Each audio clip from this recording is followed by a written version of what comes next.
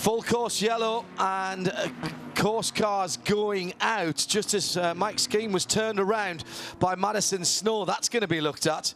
A really hard hit in the braking area of turn number 10A. Track inspection. My, it's a long time since we've had this in the IMSA series. I remember Sebring that ran under caution for a wee while we had to repair and put some quick dry concrete into a hole a few years ago. And then, oh yes, it's pulling up even if the cars are going over at a slow speed. The track is breaking up at the exit of turn number 3. And that is a real issue now for this race. Remember, it was our race director then, or head of operations, was Dennis Huth, I think, out there working out how it could be done. A few cones put down and 45 minutes to an hour or something like that of running under caution while it was done. But that, it's the extreme cornering forces, Jeremy, that are put down by these cars with so much mechanical grip, and it's just ripping through the top surface of the Road Atlanta track here. It hasn't been exceptionally hot this weekend in terms of track temperature or air temperature, but these guys are so precise that they're running over the same piece of track all the time. I think that's probably why I went off there, that track was unstable at the time. Well, there's no question, is there? I would not have. I was spot on there every time. Yeah, I'm sure. You were nailing it. You weren't even here, so don't you start, Mr. Roller. So as Jim was telling us there, the biggest change perhaps there in the Tequila Patrón North American Endurance Championship occurring in the GTD class, with Andy Lally, number 44 car, leading at the 4-hour mark. They will now vault ahead of the number 23 machine, Mario Farbach and Alex Ribras by. They were 1 point behind. They're now 1 point ahead. For Ollie Gavin and Tommy Milner, we heard about the Corvette team talking about the fact they were going to concentrate on this endurance championship as well. They came in here with just a 1 point advantage over 4 other teams. Well, by leading the race now, they've extended that by another 3 points, because their closest contenders are all outside the top 3, and it's 5-4-3 is the point scoring system in at this stage in the race, and also at 8 hours and at the end. So it's 5, 4, 3 and 2. Everybody else gets 2. So they've extended their lead there. In the prototype class, Joao Barbosa and Christian Fittipaldi holding down second place now. They've extended their lead over the number 2 machine. And in the PC class, just a 1 point differential now between, Kenton Kuku's solo, because he's driven for 2 different teams, and the number 52 entry. They're now separated by 1 point rather than 2, as it was coming into this race. And the 52 team extends its lead in the teams championship. The number 10 Wayne Taylor Racing prototype comes down the pit lane, and it is time for Max the Axe. Angelella getting behind the wheel of that black and blue machine. The number 5 and the number 31, both of the Action Express cars mirroring each other yet again. Drinks bottle changes for both of those, but no driver change. Still Eric Curran, he's getting a slight temperature and pressure adjustment in his tires, meaning that there will be stickers and cold as the 5 beats the 31 back out on track. Then comes the 10, because they did a driver change when everyone else didn't, and then the rest of the field follows. The 6 and the 2 up at the other end of the pits have completed their pit stops. The 60 car much better on the left rear this time, so they may have gotten that problem worked out, because they were done with the tires this time before they were done fueling, and that's the first time they've been able to do that with the left rear. So that is getting a little bit better. Also the 2 with a routine stop at our end. Now things are interesting for the 48. We may be seeing a penalty there, but also they're going to have to make some repairs to that car. They've brought out a rear wheel well, piece of fiberglass to replace the rear wheel well. They've got 4 new tires out, and so they're going to be in shortly when the pits are open for the GT cars, and there's going to be some work done there. Jim Roller and Shea Adam, our Continental Tire pit lane reporters, should I say. Jordan Taylor is out of the number 10. Just getting his kit together, takes a breath, straightens up the hair. Shea is down there. And Johnny Morlam is in the number 20. Oh, the still swords coming out. And there's quick dry concrete coming out. We're seeing this again. That was a very long time ago that we had this at Sebring. And this is not good news, no. But this is going to be a very long run. And they're doing it in the heat of the day, which is good, because they've got half a chance of getting this dry. And they're going to, what they're going to do is trace around the problem area, put in some quick dry concrete, dig it all out with the still saw, and then try and get a patch in there that will dry off. Probably here in the background, our effects mic's picking up that still saw. The Audi safety cars are there, as well as the Porsche intervention vehicle and the Mazda. We've got a bit of everything up there at the moment. How unfortunate. Has rather taken away from the meter of the race. Into the pit lane then comes the field. Jim Roller with you first of all. 48 car makes his stop. The 911 comes in. The 25 car stops. We're waiting for the 100. This is a mass series of pit stops by these GT cars. They've taken a look at the left rear wheel well, the 62 car in and away. That team is doing a fantastic job. They have been fastest every pit stop so far. The 44 is in and done. The 23 car is now done. Up to Shea. The biggest competition for the 62 is the 4, and indeed the 62 beats Corvette Racing out. Driver change up here. Marcel Fessler has been installed behind the wheel of the number 4, as well as Sebastian Bourdais is now in the number 66. The 68 Ferrari came in for a splash of fuel and new tires as well, and everybody already back out. Wow, that was quick. 25 car with brake pad change, brake disc change, so they're changing the discs on the 25 car. Meantime, on the 48 car, the wheel well repair continues. They've got the new one ready to slide in. Surprised to see, Jim, the not a lot of, it looks like it's legality panel damage almost in the back if this were a prototype, John. I'm surprised to see a brake change on the 25 BMW, Jim. We kind of expect those to do, well, almost a 24-hour race now, never mind just a relatively short. We're just on what, 4 hours, 4 and a bit hours has gone by, and that's a bit of surprise to me, but yeah, that's exactly what is going on. Jim Roller spot on. Brake pads and discs going on that RLL car, unless there's been damaged. See if we can get a word with Bill Auberlin. Bill, a little unusual for a brake change this early? Well, we're just getting set up for the rest of the race. We'll do it now because we know we can make it to the end on the rotors and pads after this. Yellow flag came out. It's kind of convenient for us. We're trying not to go a lap down, but it's looking like it's going to be tight. These guys are working on 1,000-degree brakes right now with their hands, and I'm sure they're enjoying it. They're the best in the business, and just get this M6 GTLM ready to try to get on the podium by the end. All right, good luck the rest of the way. So there you have it, John. It's an call of opportunity, really. The caution came out. Let's do it now. Down here at Corvette World, we're still waiting for the number 3 to make its way onto the pit lane. They have to have it off strategy slightly, trying to get their laps back, but there will be no driver change for the number 3. They do have new Michelins prepared for that car, though. BMW heads back out, so Bill Auberlin got his wish. Indeed, they were able to get the brakes done without losing a lap. That's fantastic work. And again, that comes down to our IHG Rewards Club keys to the race.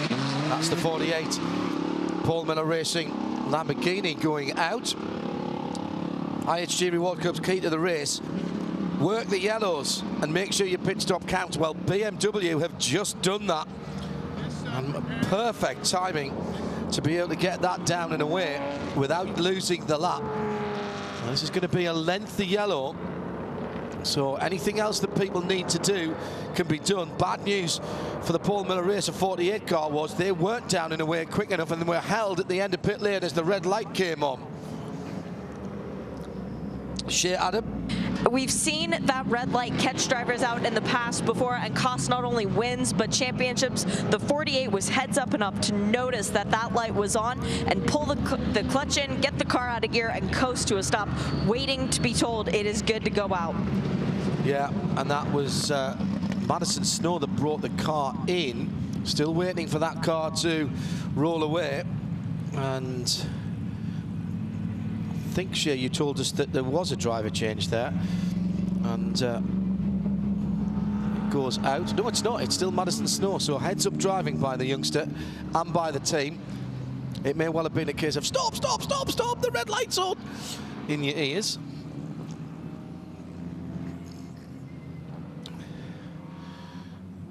.5:47 to go, and this is not going to be the work of a moment, clearly, with extensive track repairs going on. It's been a long time since we've seen an issue like this. The wave by pass around, rather, is going on at the moment. Let's go down and pick up some, use this opportunity to pick up some driver comment from the guys who've got out the car. Shea, Adam? Ollie, Gavin, you're fresh out of the 4, and I say fresh. You look like you've hardly been working out there. I know it's been tough work, though. Track conditions right now, what are they like? Track conditions are a little bit tricky, certainly up at turn 3. You know, there's quite a big hole in the tarmac up there, and I know that the guys from the series are looking at it from the track here. It does need addressing, but I think they're doing that. The rest of the track's not too bad. It was pretty greasy for a while. I don't know whether that was something to do with what was coming up there at that corner. But we got on top of it from our side, and yeah, the car was good in that last stint. Managed to get ourselves into the lead, and I think we scored maximum points in the Tequila Patrón Endurance Championship at 4 hours, so that was nice. Yeah, we're just going to keep on going and executing and just doing our job. You know, the 3-car had a bit of a problem, so they're a couple of laps down, but I'm sure they'll be fighting back. And oh man, if we could get a 1-2 here, it would be amazing. Any worry of what happened on the 3-car occurring on the 4? I don't think so. No, it was a bit of a freak thing. So you know, you can never say never. But yeah, we're just you know, going along with our plan, executing. Marcel's just getting in the car for the first time, and you know, he's been our lucky charm all year in the endurance races. And you know, if we can pull off like we did at Daytona and Sebring, would just be amazing. So yeah, that's what we're pushing for, and everybody here at Corvette Racing is pushing for a massive grand finale and a big celebration at the end of this year. Does the team actually keep you informed of what's going on with the championship battle, i.e. the 67, when you're behind the wheel? Yeah, there was one radio call to say, you know, that the 67 had gone behind the wall, and you know, that's a shame, you know, because we want to race them hard, we want to race them clean, and we want to actually have a race with them. And you know, those guys have been great all year. They've been pushing really hard. We know Richard and Ryan really well from being here at Corvette Racing, and it must be very tough for them right now. And you know, we don't like to see that, but we'll hopefully get to race them again. You know, most probably, you know, through the rest of this race, you know, maybe they can really make a miraculous recovery, and we have something goes wrong. Who knows? You just never know. Well, great stint out there, Ollie. Thanks for talking to us. All right, thanks a lot. Beaky Sims, the man who's in charge of the Rizzi Competizione crew. What are you feeding these guys? These pit stops have been fantastic. Well, they do a lot of practice back at the shop most of the days, so it's practice makes perfect, is the old saying. But so far it's working out. So, no, the guys are good. They've been doing this all year. So, you know, it's no surprise to me how quick they're going. And they, this last session, they actually beat the Corvette guys out. That's saying something. Oh, yeah, and Corvette, they know, they laugh, they can not laugh about it, but, you know, we're good competition with Corvette, and they know. Now, when you've got a crew that can do it this quickly, how does that help your race strategy? Massively, hugely. You know, the guys up on the pit stand, Rick and Don and Lee, they do the strategy, and they can do the strategy around how quick we can do the pit stops. Knowing how quick we can do it, they can call the tune to whether we do tyres, how much fuel, and do we do a driver change, maybe not. It's all around strategy, and the boys. Now, we're 4 hours in, got 6 hours to go. That's basically Watkins Glen we have left now. What's it going to take to win this? Is it going to be skill or luck that wins this thing? It's skill, and you always need a bit of lady luck along the way, but skill, yes, definitely. All right, well, good luck the rest of the way. Keep them going. Thank you very much. Dave Sims there on the Rizzi Competizione side of things.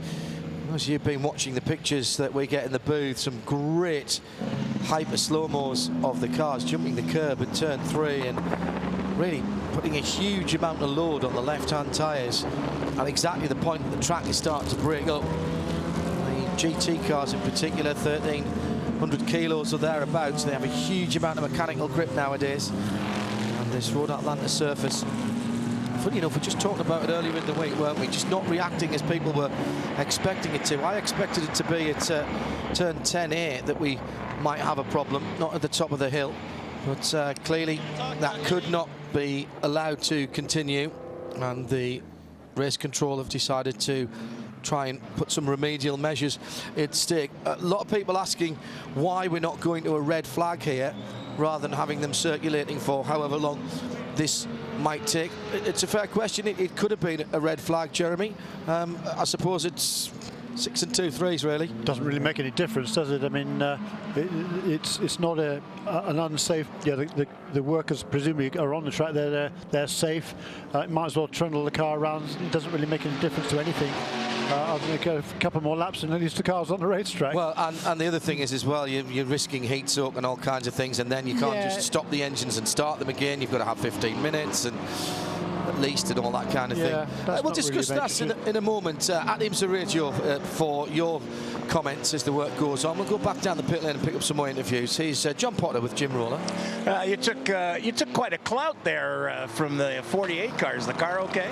Yeah, the car's doing okay. I don't think it was a 48. It was one of the GTLM cars. But yeah, I mean, that's right. It was the 912. Sorry. Exactly. Yeah, we're pretty lucky. I think that wheel had about a millimeter worth of metal left on it to keep the air and the pressure. It was a slow leak. Our timing seemed to be the worst ever because we were heading up on that 4-hour NAC mark. But it held. The wheel held, and I think hopefully we got some points. And yeah, you did. You scored maximum 5 points. Okay, well that's great. Yeah, and still a long race left to go, and our goal still remains trying to win this thing overall, or for our class, of course, for the race. So. Now you won Daytona. How cool would it be to bookend like that? Well, it would be nice, but again, 6 hours left to go. It's hard to get ahead of ourselves. There's a lot of good competition out there, and we'll just try to do the best we can. All right, good luck. Thanks. Yeah, thanks, Jim. Just got a picture here of that wheel rim. No further action on that contact, by the way, from race control. They did look at it, but they decided that that contact wasn't worthy of a penalty. Still waiting to have a decision on the 48 and the 6 contact that we saw earlier on. So that we're waiting for our conduit to rate control to tell us what's going on there once the decision has been made. We're under full course yellow. 5 hours and 40 minutes to go. Hello, everybody.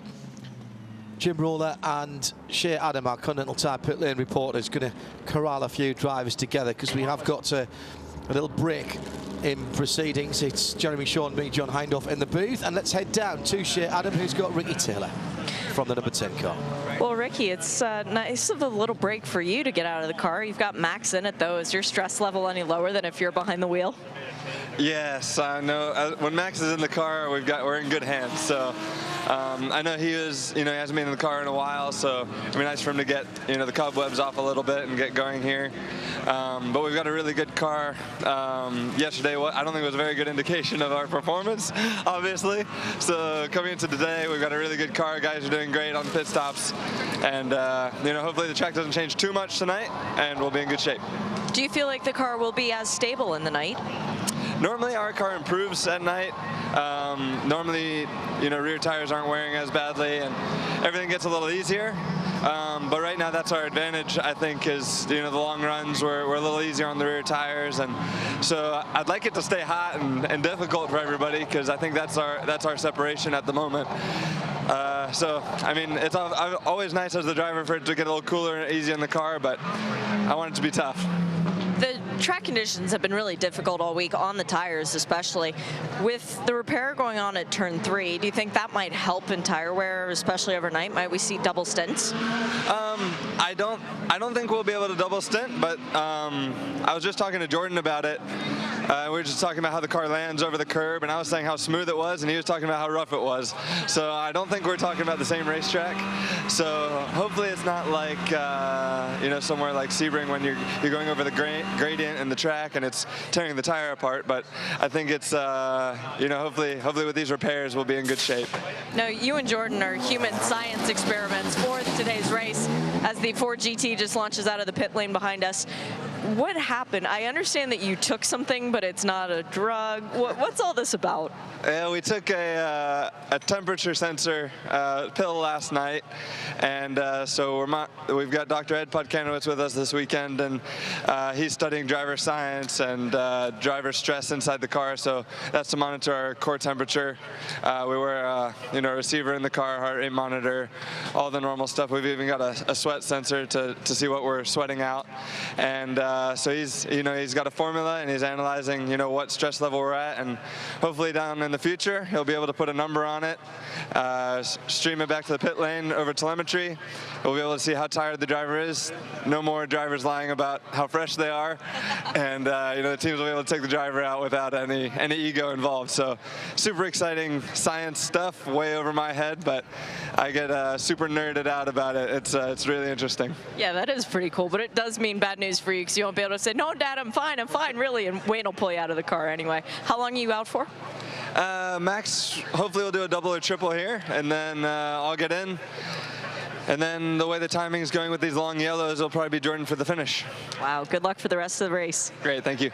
Frankly, the speed they're going around at the moment, I could do a double at that speed. It's not really an issue. This is where they need someone like me, because the drivers get bored driving around at this speed, whereas I would be loving it just sitting in the car. Jeremy Shaw, the Delta Wing has dropped down the timing screen. Sean Rahal brought the car in a little while ago. Now it's dropped down to 20th overall. Yeah, that car came in on lap 169, so just a couple of laps before the caution period, and we haven't had a chance to find out what happened to that car, so maybe we can do so. But that car's certainly fallen well off the pace now, but it was running on the lead lap. We've been a really good run by that team.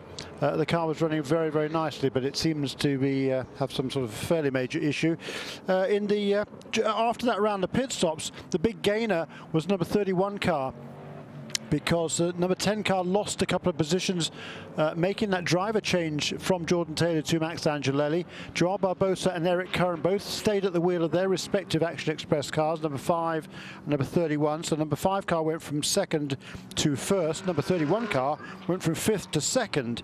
And Max Angelelli there in the number 10 car that was leading before this caution is now down to 3rd place, ahead of Ozzie Negri in number 60 car, Tom Long, who's taken over again from Joel Miller at number 70 car, and then Johannes van Overbeek in number 2. That was the car that Pipo had a bit of an off just before this caution period. And I'm hearing from our contacts with the team, the Delta Wing has been retired. Delta Wing has been retired. That's an official retirement then for the Zero car. One more outing for that car, the Rolex 24 Daytona in 2017. And moving on to IMSA racing. Yeah, quite. So that's a shame that it should come to an end here, certainly, because timing the car chain for that car. Oh, yeah, nothing trivial then. No. In PC, the race now being led by number 38 car, because number 52 for some reason made an extra stop during this caution period. Not quite sure why that would be. So number 38 car is now leading. 67's just come in as well to have a little bit of a tinker. Okay, that's off the pace now. In any case, that's way out back. Let's go down to Jim Roller, who has Fred Makoviecki. Maybe we can find out what happened when he ran into the back of Andy Lally's 44 Audi. Yeah, Fred, uncharacteristic contact between you and the 44. What happened? 44 left the pit, and for sure he had cold tire. I didn't expect in the corner 3 I wanted to overtake him at the exit, but I didn't expect he totally stopped the car and I hit him. I'm really sorry for the team and also for the team on 44, but I have been really surprised by his move. It's like this, we lost time, but we are only 1 lap down. With one pass around, we can come back, and the race is not finished. How is the car? Is it okay? Yeah, the mechanics did an amazing job. When I restarted, the car was exactly the same that before the contact, and I'm quite sure we will be stronger at the end. That's why we are at that moment. All right, best of luck the rest of the way. Again, John, one of the things I love about our paddock, everybody's pretty honest. Yeah, absolutely. And it looked fairly cut and dried from the onboard. Did say that something must have happened for Fred to have been that close to him. It's at that tricky area of the track as well. There was no further action taken on that particular contact from race control. Still waiting to find out about the 48 and the 60. 55 car also withdrawn with that persistent misfire. So the 70 in the hands at the moment of Tom Long is the final, we believe, the final Lola chassis left in competition. And as I live 12 miles from Huntington, I have to say I never thought I would hear myself say those words. My goodness. Spent many a happy hour over at Huntington, thanks to Martin Borain and Sam Smith, the rest of the guys over there, Julian Soule, one or two others. Those guys now spread to the Four Winds that used to work in that facility. 7 Starworks car also out of the race at the moment. And that has big implications, because number 8 car is also behind the wall. Yes. Number 8 car is the championship leader, and even now, I believe if the number 52 car comes back to win the race, I think where the number 8 car finishes now in 6th place, that will be enough to clinch the championship. It'll be on a tiebreaker if the 52 car wins and the number 8 car finishes, or doesn't finish, is classified 6th in the class. But the fact that number 8 car has won 4 races, and the number 52 car has currently only run 2, it would be 3 if they can maintain it. That would be the tiebreaker, 4 wins to 3 in favour of Starworks Motorsport. Too much wear and tear to go back out and be safe. The number 7, the BMW number 100, has now been repaired and will retake the track. That's your roundup for now. 5.5 hours still to run. Jim Roller has the man at the head of Mazda competition. John Doonan down in the pit lane. Yeah, John with us. Unfortunately, 55 car's been retired. Yeah, we had a little misfire there, Jim, and guys tried to diagnose it, and unfortunately aren't going to be able to finish the season under a checkered flag with that car. But really proud of the effort and proud of where the 70 car is. A terrific call in the box to put us up in a good spot here. I'll staying on the lead lap and just trying to get to the end of this thing, and given everybody who's put in so much effort the reward that they deserve on this program. Now, you're a student of this sport. You're a man who appreciates his history. John and I and Jeremy were just talking on the air that right now we think the 70 car is the last Lola still out there racing in competition. That's got to be a little bittersweet as well. I've been a big Lola fan all my life since I was a little kid, so it is bittersweet. We were talking with Larry Holt and Stephen Charlesley from Multimatic a few hours ago, and we talked about that very briefly. And the car's been a terrific platform for our program over the years. Won here in Petit Le Mans in 2009 with that chassis, and I sure hope tonight when the checkered flag falls, we can be in the hunt. Well, what does this kind of delay do to race strategy? Well, we were just talking about that on the box. It's a little bit of a halftime, which we typically don't have in motorsport. We had one at Sebring there, obviously because of the weather, but gives everybody a chance to stretch a little bit and collect their thoughts. I think for us, just puts us in a good mindset now, about halfway point to go attack towards the end of this thing. But really proud of the effort. Say hi to all of our guests up on the hill and our hospitality from Castrol, ModSpace, and all of our other partners, Mazda dealers from all over this area. Gorgeous weather. I think we could cap it off with a Mazda victory. How about you? There you go. That'd be good. There you go. Now, John, he tried to get the inside track because Mr. Doonan here had an ecumenical moment today. He gave our invocation. So trying for a little inside track for a victory. That's exactly right. Trying to do everything I can. Talk to the man upstairs. My favorite drink is chocolate milk. I've been drinking chocolate milk like it's going out of style. Just doing everything we can to put a capper on this program, and look forward to 2017 with the DPI program. And just again, the elusive victory. We've needed one for I think about 3.5, 4 years now. All right, well, best of luck to you. Thanks, Jim. Jim Roller and John Doonan down to share in just a minute. Let's just wound up a couple of things. It was an alternator problem on the number 100 BMW. The David Annemar Hansen car was brake line failure, but that car, I think, Shea, the number 8 car, is back out on the circuit, has just gone back out again as we head down to Shea, Adam. Yeah, the car rolled back out on the pit lane, stopped in its box for a bit of refueling, and then went back out, and that's not something Jose Gutierrez wants to see. You're driving this weekend for PR1. I know you've been with Starworks for the last couple of races. What's it like coming back to this team? Yeah, the PR1 guys are just very good guys. It's like a family team, so we have a great car right now. We sit P2 with this long yellow, so right now Robert's in the car. I think we have a great car to win the race, so let's see how the race goes. The car came back in for another pit stop. What was that for? Tom was in the car, and we decided to put Robert to finish the driver minimum time, and then I'm going in. Wow, that's a lot of responsibility for you. Do you feel very comfortable around this circuit? Yes, I like this circuit. I driven the circuit 1 year ago in a Formula car, so yeah, it's a very fast track, and I love it. What are the track conditions like when you last got out of the car?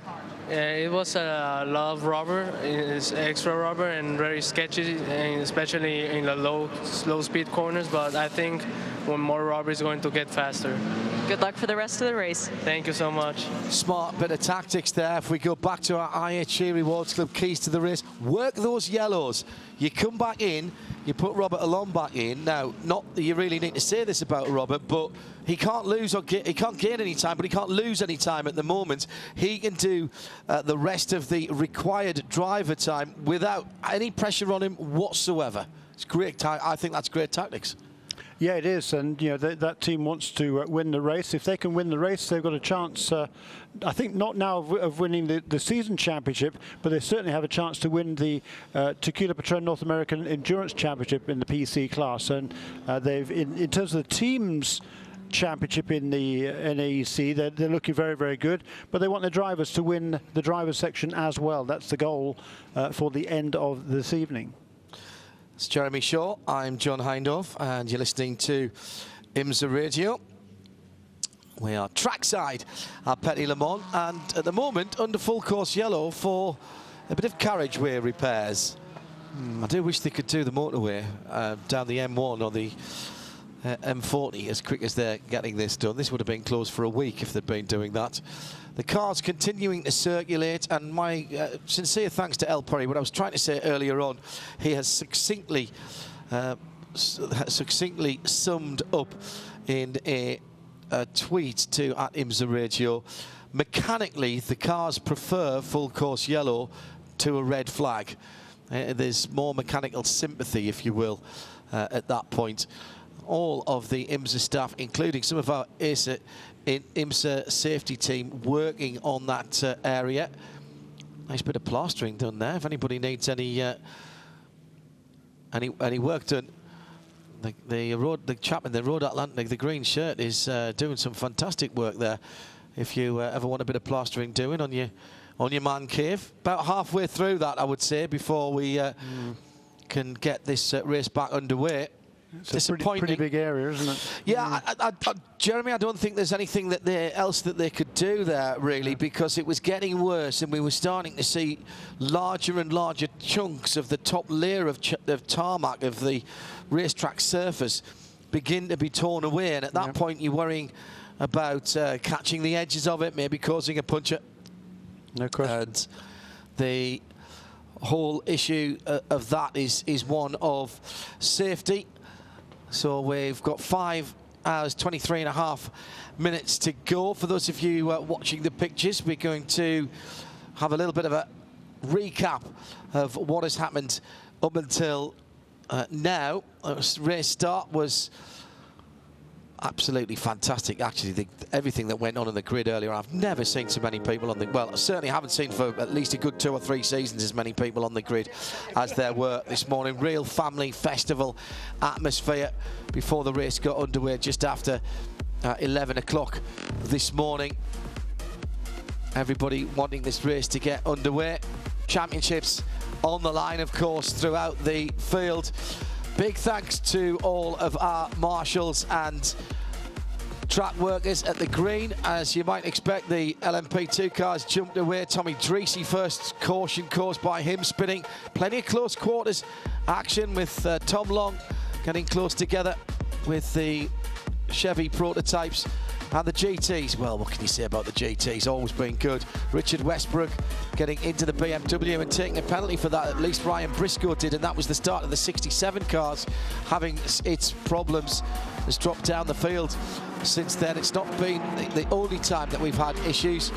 Matt McMurray went around at turn number 6. The Pete Durrani car trying to go down the inside of the number 31 of Eric Curran, very nearly took him out. And then the big incident with Fred McAvicky hitting the back of Andy Lally. Lally just coming out of the pits on cold tyres. No further action assessed on that because of the situation. And there was the final bit of action from the Madison Snow and Mike Skeen incident in the Audi. And we're under full course yellow because of the track work that's needed to be done. Yeah, track repairs continue up at turn 2-3 area, and that GTD battle. You know, hopefully the number 44 car got away with it, because that was a really solid hit. Yeah, sorry, it bent the wheel quite badly on that car, but it managed to hold the seal. And I've just tweeted a picture actually of that of the rear wheel as it came off the car. John Potter saying they have no idea how it stayed up, but it did. Wasn't even a vibration, so Andy hadn't even noticed it. And my goodness, Andy feels everything. He's got a great feel for a car. So if Andy hadn't felt anything, trust me, there was nothing there. That wheel was hanging on, and literally as they took it off and dropped it down, it pretty much lost its pressure. Oh, that's astonishing. But that was the only damage to the car. Fred McAvicky wasn't so lucky, as we heard him talking to Jim there. It kind of self-policed itself, I suppose, but still, I mean, it's not as if it's it's quarter of a mile after leaving the pit lane, so I still don't understand how Fred managed to misjudge it that badly going into turn 3, but anyhow, that was a call on that one. GTD though, the number 44 car remarkably still leads. Number 23 car is second, number 33 is third, then in order behind them, then number 9, 63, 6, 27, the numbers 96 and 97, and number 73 car just made a pit stop that was running in the 8th position, now fallen to 11th, or 10th I should say. And all those cars are on the lead lap. Now that number 48 car we saw held up at pit lane exit a little while ago. Now the car's fallen off the lead pack, which will be frustrating for that team. But they'll be hoping if there's another full course caution period later on, perhaps they can gain that lap back. Shea Adam? That car is actually going to be coming back down the pit lane here in just a couple of moments' time. The lollipop is already over the wall, and the team is waiting for it to come back. That's because they're going to be doing a driver change during these conditions, and David Hennemeyer Hansen is getting back behind the wheel of that. He was driving it when the car first came in with those brake problems. Well, they had just put him in the car. Alex Popov had jumped out of it. Now David is getting back behind the wheel. Thanks, Shea Adam. And Fabian has tweeted in at IMSA Radio, says, is Coyote going to be involved in any DPI program for 17? If not, that's another chassis manufacturer name that will lose at the end of this race. I don't think so, because the chassis manufacturers for DPI have to be in line with the 4 manufacturers that have been allocated the work from the FIA and the ACO, so the LMP2 cars. So DPIs effectively are an LMP2 chassis from one of the 4 manufacturers that have already been announced. And the difference for the DPI cars is that you are allowed manufacturer involvement, which is outlawed in the FIA ACO version of it, and you're allowed a manufacturer engine. If you have that, then you must have different bodywork as well. You're not allowed bodywork without the engine. You're not allowed engine without the bodywork. You're not allowed any of it without an OEM, a manufacturer involvement. and them being part of the IMSA program. Nissan have signed up to do that, and it will be Extreme Speed Motorsport ESM who have their cars. Now, that's an interesting one because that's a GT3 engine that is going to be used for that. It's the twin turbocharged V6 from the GTR, Nissan GTR. And why that is very interesting is that the chassis that's been chosen, which is the Onroc, the Ligier version of the new LMP2 for 17, they are going to do the bodywork for that car. Now, I think that's smart by the guys at Onroc, because what it does there gives them an additional outlet for their chassis with another engine, and that allows them to give another option rather than just using the standard chassis and the spec engine that you have to use if you're going to Le Mans or to race in the ELMS or indeed in the FIA World Endurance Championship. Another person involved in that, of course, is Bill Riley. We are yet to hear about any plans for Riley DPIs, whether there's any manufacturer interest there, but certainly the Riley LMP2 car coming along apace, and Shea Adam is down there now. Bill, John's been up in the booth waxing lyrically about next year and the plans, and of course the Riley name is very much involved in many different facets. In terms of the LMP2 though, have you had much manufacturer interest so far? Well, yeah, I mean, there's been a lot of manufactured interest in the Multimatic Riley, and we're working on things pretty hard back at the shop, so it's going to be a pretty exciting 2017. You have one of the LMP3 cars on display here as well. I've heard a couple of people saying that they might be interested in buying it at the end of the weekend. Have you had a lot of offers? Well, that's really, that part of the business is run by Tony Ave. I talked to Tony last night, and he's pretty excited about how much interest he has, so I think it's going to be another winner for us. Before we look ahead to 2017, we have to focus on 2016, and right now with the race neutralized under a caution situation, what is that doing to your Viper? Well, for us, it's pretty good because Ben Keating's in the car getting its minimum time, so then we can open up for our end strategy. So for us, we're doing just fine. I mean, we'd rather be racing, of course, for the fans, but for what we're doing and the way we're doing it, this is fine for us. No concerns of overheating, puttering around at 48 miles an hour? No, I mean, we're at 162 on water, and Ben Keating's he's playing games out there trying to see what kind of mileage he can get out of the car right now under yellow. So he's trying to beat his best right now.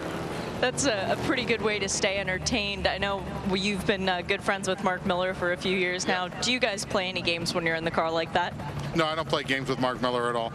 No, he's not fun to play games with. He's a friend and all that, but you don't joke around with Mark.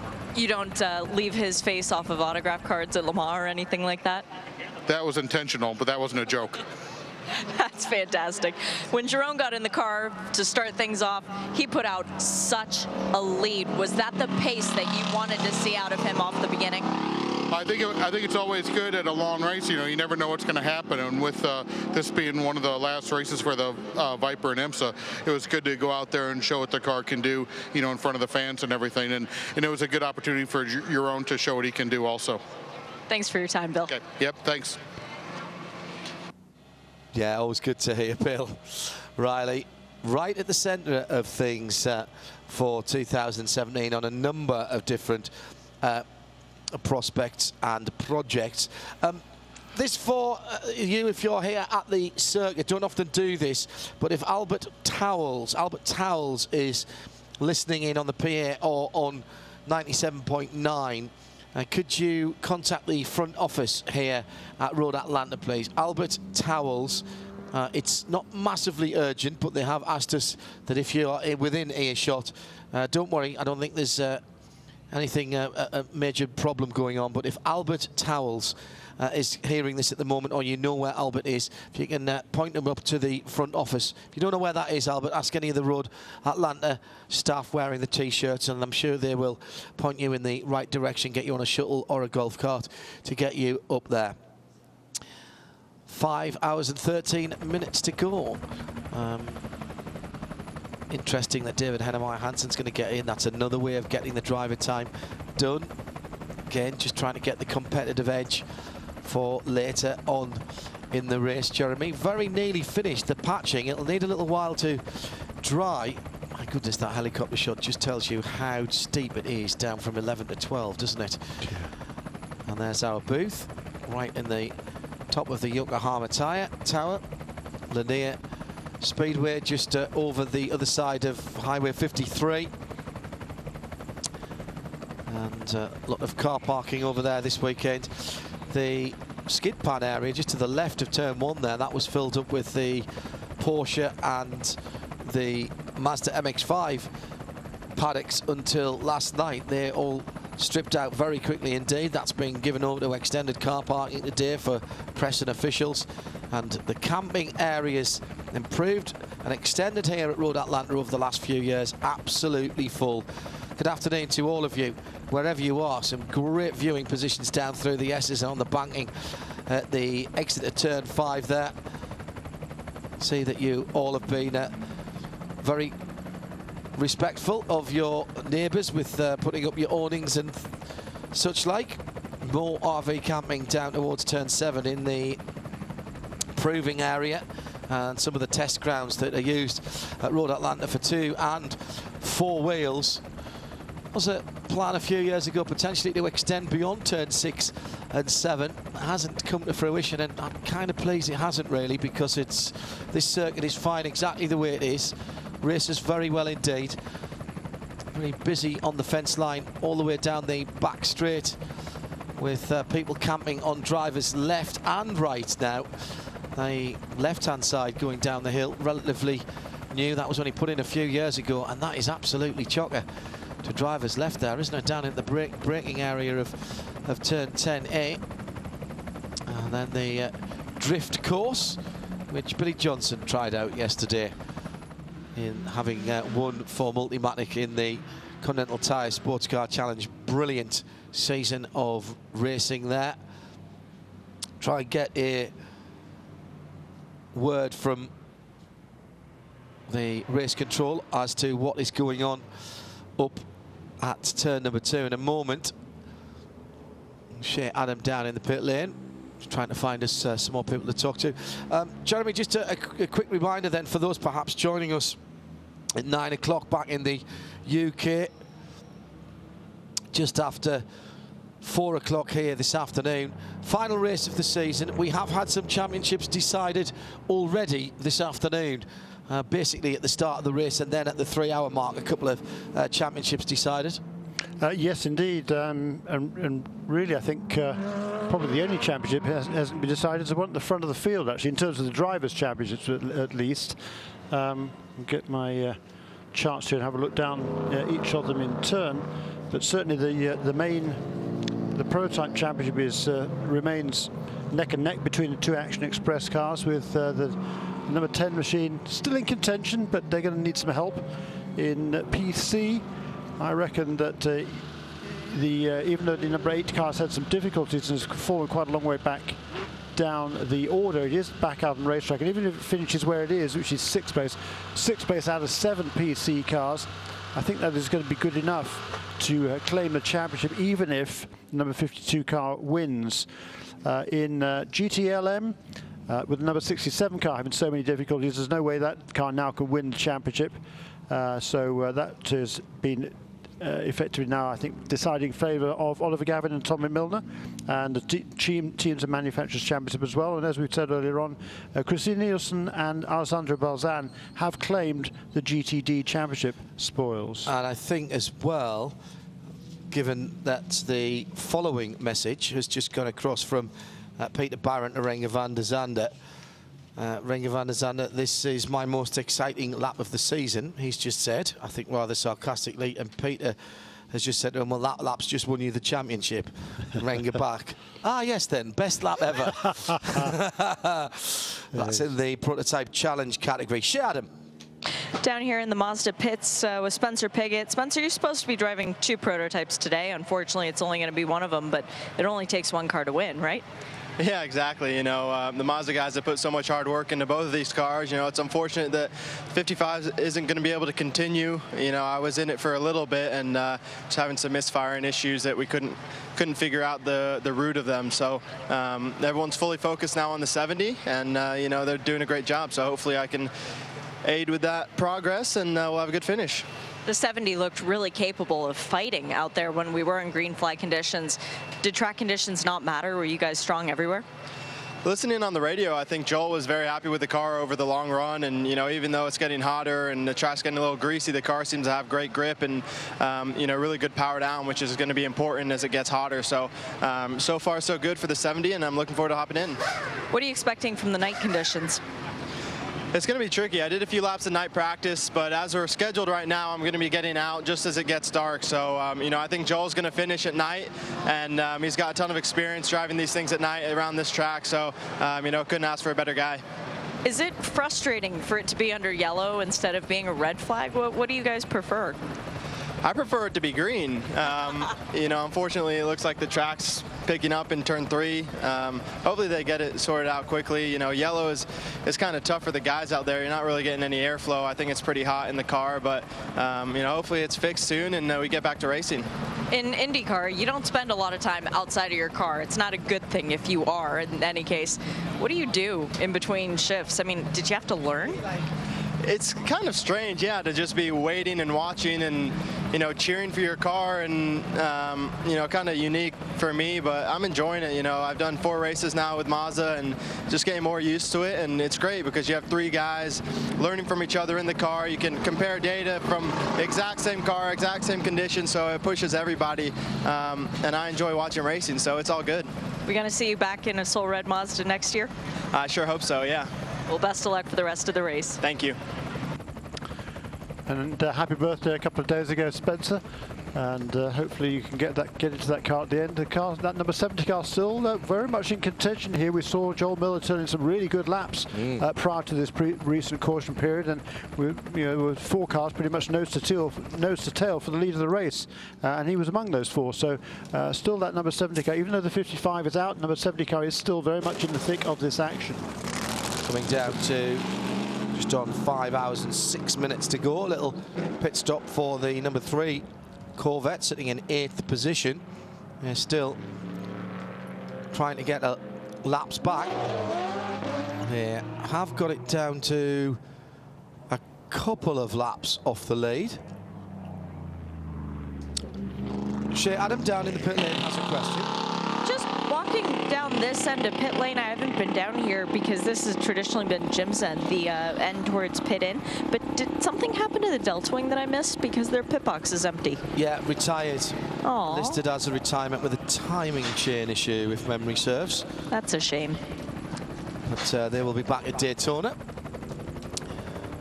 So people joining us all the time.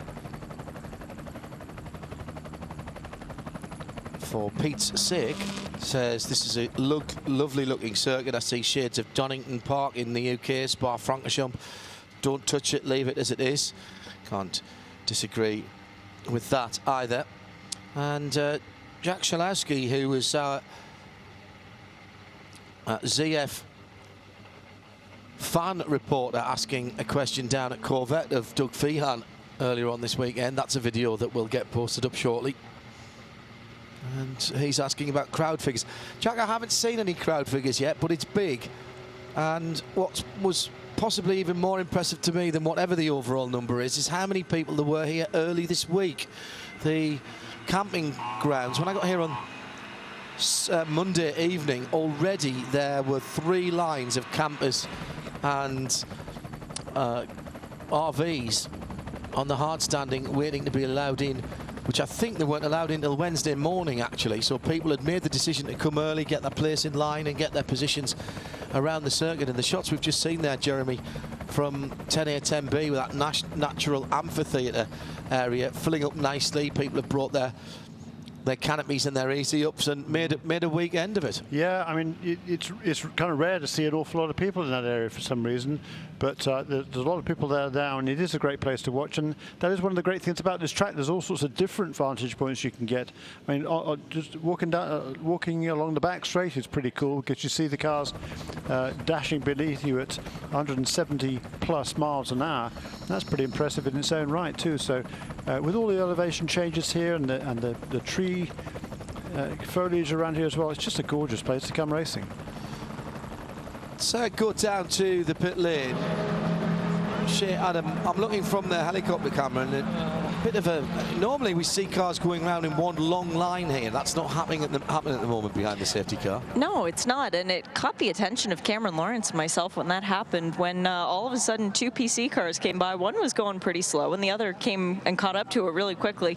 I know that you play some games when you're behind a safety car, but that's not normal, is it? No, I don't know how many games they're playing out there right now. Everybody is just saving as much fuel as they can, you know, riding around super slow.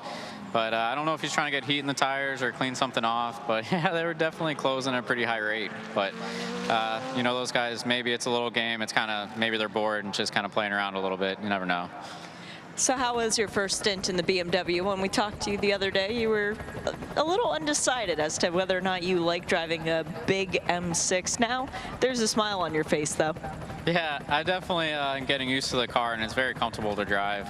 I think just because it's longer wheelbase, I mean, you can really kind of throw it around and slide it around, and it's pretty forgiving. So it's really easy to get up to speed in it. And the first stint was awesome. It was a lot of work trying to keep Alex Riberas behind me, and also working on one of the Stevenson cars. So it was kind of a game, you know, trying to catch one and hold off the other. But everything worked out and actually got us back on the lead lap, catching a caution at the right time.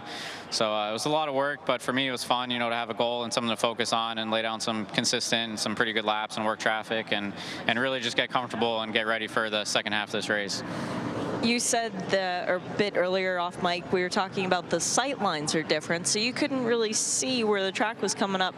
Do you sit in that different of a position than cars that you're used to in the past?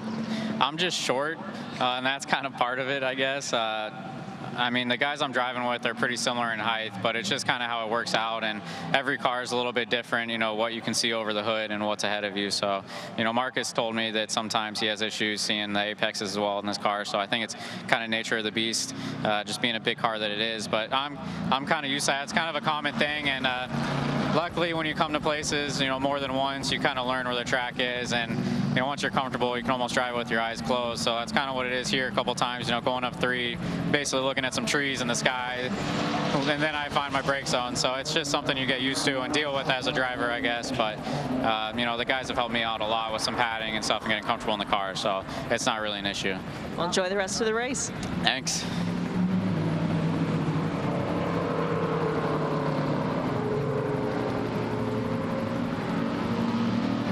Thank you, Shay. They're still circulating here behind the safety car. There's no indication yet of when we're going to be going green, but certainly the many of the vehicles now beginning to pull away from that scene at the top of the hill, and we had the jet blower on that patch word that they'd made up there. That's a good idea. Try and get a bit of heat into it and cure it a little bit more quickly, and certainly the number of personnel out there has thinned out considerably over the last few minutes, so I think that's a positive sign. One would hope within the next 5-10 minutes perhaps we will get back to racing. A couple of cars been into the pits just over the last few laps. Both of the Stevenson Motorsports cars came in last time around. On this lap we see the number 33 Viper coming on to pit lane. That's coming out of the 3rd position in GTD. Also in amongst all those GTD cars, there's 10 of them on the lead lap, and in amongst them is a number 100 car. That's the BMW that had some delays a little while ago.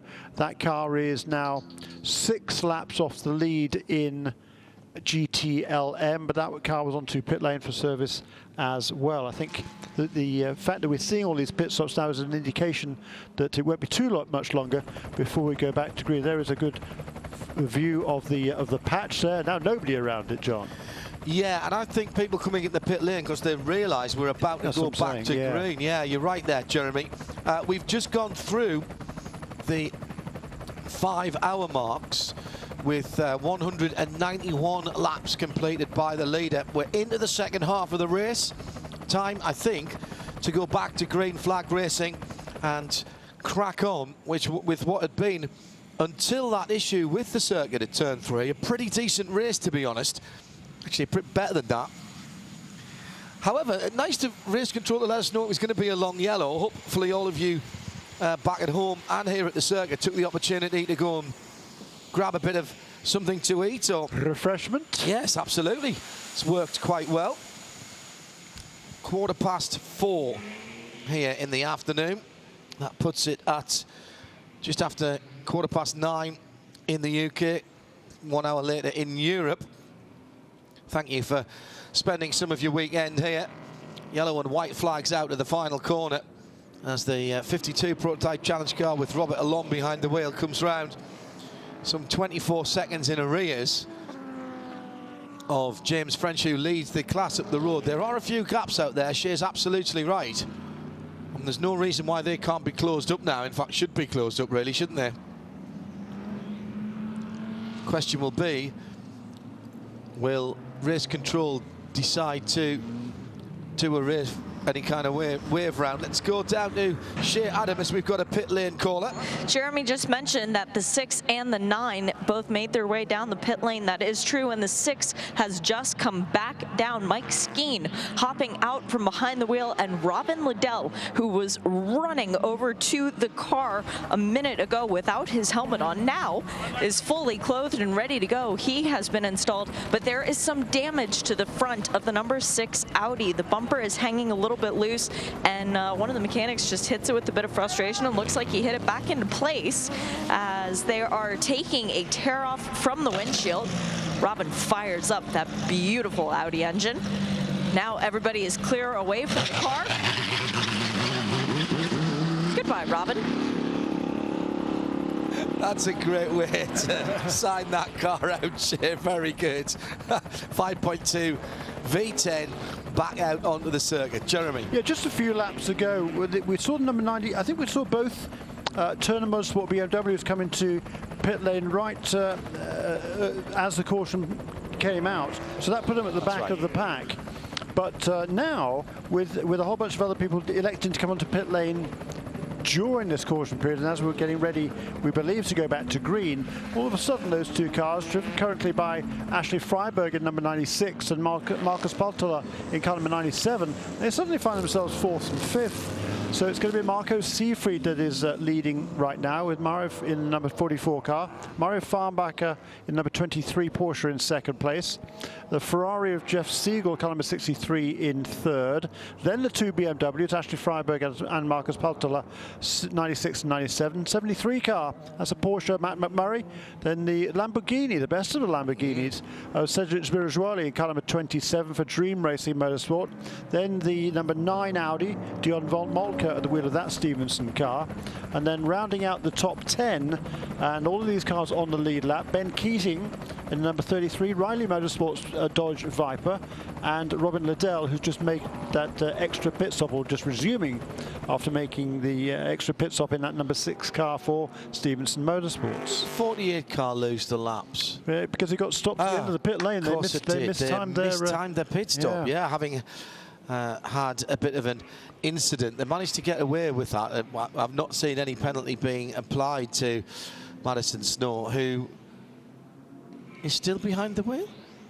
Madison been at the wheel all the time in that 48 car, just for the first 5 hours of the race then. Looks like Robert Alon has done his time behind the safety car and brings the 85 down in. It's Misha Goldberg who goes back out. And now Misha can't drive, excuse me, Chris Miller getting in to that car. The reason I was drawn to that is because there's a big P next to it. Misha Goldberg has got in the 85 car, not the 52, because that would have been really weird. The point I was about to make about Misha was he can't drive in the dark because he didn't do his qualifying and he didn't have a waiver. So if he's going to do his time, he's got to get that in before the sun goes down. Robert Alon in, and did you say in and out in that car with Chris Miller getting in, Shea? Did not see the 52 down the pit lane. When we heard from Jose Gutierrez a little bit earlier on, they had Tom Kimber-Smith in the car, and then they brought it in and put Robert in to get his time underneath the yellow. And he's still in that car now in 2nd place. Yes, yes, he is. And now Chris Miller goes out in the 85, and the engine cover was up. I have not seen Steven Simpson driving that car yet, so I think maybe they're saving him for all of the nighttime driving. Okay, about to go back to green flag race. And just over an hour under caution, John. An hour and 5 minutes. Snow started the race, got out and got back in that 48 car. as we go back to green flag racing after 65 minutes of carriageway repairs at turn 3. And straight away, see, this is why these guys are good. They've got to immediately go back to work, been sitting, twiddling their thumbs, really, driving around as they come over the top of the skyline. Barbosa, Curran, Angelelli, then Osnegri, Tom Long and Johannes van Overbeek, all within 2 seconds of each other. Through turn 5 now with the leaders. And then the battle at the head of the PC field as well, with James French. He's almost there. Where is Robert Alon? Robert Alon hasn't come through yet. 9.2 seconds, yeah, behind, as the timing screen now resets. So French, Alon and Miller just having rejoined, but having not been on, now not on the lead lap of class. GTLM, Tony Vielander, Ferrari ahead of Marcel Fessler, Corvette. Richard Leitz, third driver in the 911 this weekend, drafted in for the longer races in the Porsche squad. Sebastian Bourdais in the 66 for Ford in fourth. Alessandro Perguidi for the 68 Ferrari team in fifth, and Augusto Farfus in sixth position. And those top 5 separated by 5 seconds, top 6, excuse me, as they go across the start-finish line now into turn 1. And Vielander has Fessler less than half a second behind. Fessler just lets the Corvette breathe a little bit to the left-hand side, through to the area of problem at the top of the hill, and all the drivers just been completely committed there, trusting that that repair is going to hold. I suppose that's what you've got to do. You can't be tentative through that. If the green flag is waving, then you've got to get out there. Bo Barfield, our race director, was supervising operations there. Took one of the safety cars up there to make sure that he was happy. Very much a hands-on race director, as into the pits is number 48 car. Now, it looks like a drive-through, doesn't it? Because it's not stopped at its pit stall. Is this then the result of that contact with Mike Skeen in the number 6 Stevenson car from quite some time ago? But if you remember, that happened just before the yellow, and you can't take a penalty during the yellow. Yeah, I think that's exactly what happened, John. So here come the leaders now to complete with lap 196. There's the 2 Action Express cars out in front, and number 60 car with Ozzy Negri at the wheel now. He's just found his way past Max Angelelli for 3rd position. And right behind them also are Tom Long in number 70 car, and Johannes van Overbeek now at the wheel of car number 2. He's the guy who started that car. It's IMSA Radio live from trackside. Final round of the 2016 IMSA WeatherTech Championship here at Road Atlanta for the 19th running of Petit Le Mans, presented by Harrah's Cherokee Casino and Resort. And Richard Leitz has his mirrors full of the red, white and blue Ford, the 66 car of Sebastian Bourdais. The distinctive noise of the 3.5 litre turbocharged V6 that powers the Ford, that pops and burbles and gurgles on overrun as that anti-lag system cuts in.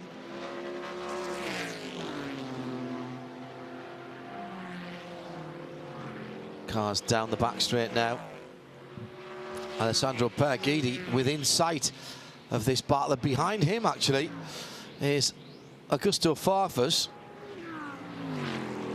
So it is still that top 6 in GTLM, a class, remember, that was split, all 10 of them, by just over half a second in qualifying. Closest GT field we've ever had here at Petit Le Mans. Across the line now. There goes Renger van der Zande. The Starworks car, 6th position in their category, so well off the pace at the moment, but it's David Hennemeyer Hansen that's got back into the 8 car, my apologies, and unofficially the prototype challenge champion. Dark helmet of David Hennemeyer Hansen there in the cockpit at the moment. going round turn 7, so that's another championship to chalk off. Now, congratulations to Peter Barron and his team. Down the back straight for them. Been the cleanest of runs for those guys this weekend. Fortunately, they'd done all of the heavy lifting of the championship earlier on in the season, Jeremy, because they haven't really covered themselves in glory this weekend for one reason or another. Not suggesting that it's deliberate or lack of talent or anything like that, but it's not been a banner weekend for them, has it? No, it hasn't gone exactly according to plan. You're right, but they'll be. The end game is the championship, and that's what they've come away with. So, job done for Starworks Motorsports and Peter Barron, and they've done a super job this season. Been running 3 cars in quite a few of the races as well, particularly in the later stages of the season. So that's really good commitment to this championship. And Peter, of course, already a winner of the winner at Le Mans, winner of the World Endurance Championship in P2 cars as well. So a lot of success, and adding to that tally here this weekend. It's Jeremy Shaw. I'm John Hindorf. It's Shea Adam and Jim Roller as our Continental Tire pit lane reporters. 4 3/4 hours still to go. Side-by-side action, and this is championship contending 31 car with the Max Angelelli driven number 10 Wayne Taylor racing car. 3rd and 4th, Eric Curran in the red and white machine has got another car between himself and Joao Barbosa, his teammate, and that's not good for the championship. As they come over the top of the skyline, the leaders are together as Oz Negri Jr. has caught Joao Barbosa, who is in behind the number 48 of Madison Snow. They squeeze down the inside, at least the leader does. That was a smart move by Barbosa. Down through the right-hander at 4. Not an easy move to pull off. Huge crowd on the backside at 5. And in towards turn 6, still a beautiful late afternoon here in the late summer, early fall, early autumn in Georgia. Well, wherever you are in the world watching or listening at the moment, if this one's on your bucket list, start planning for next year. Underneath the helicopter, the leader is Joao Barbosa by 0.8 of a second from Oz Negri in the number 60. The final run out for all of these cars, of course, with new regulations next year. The whole of the prototype field will change.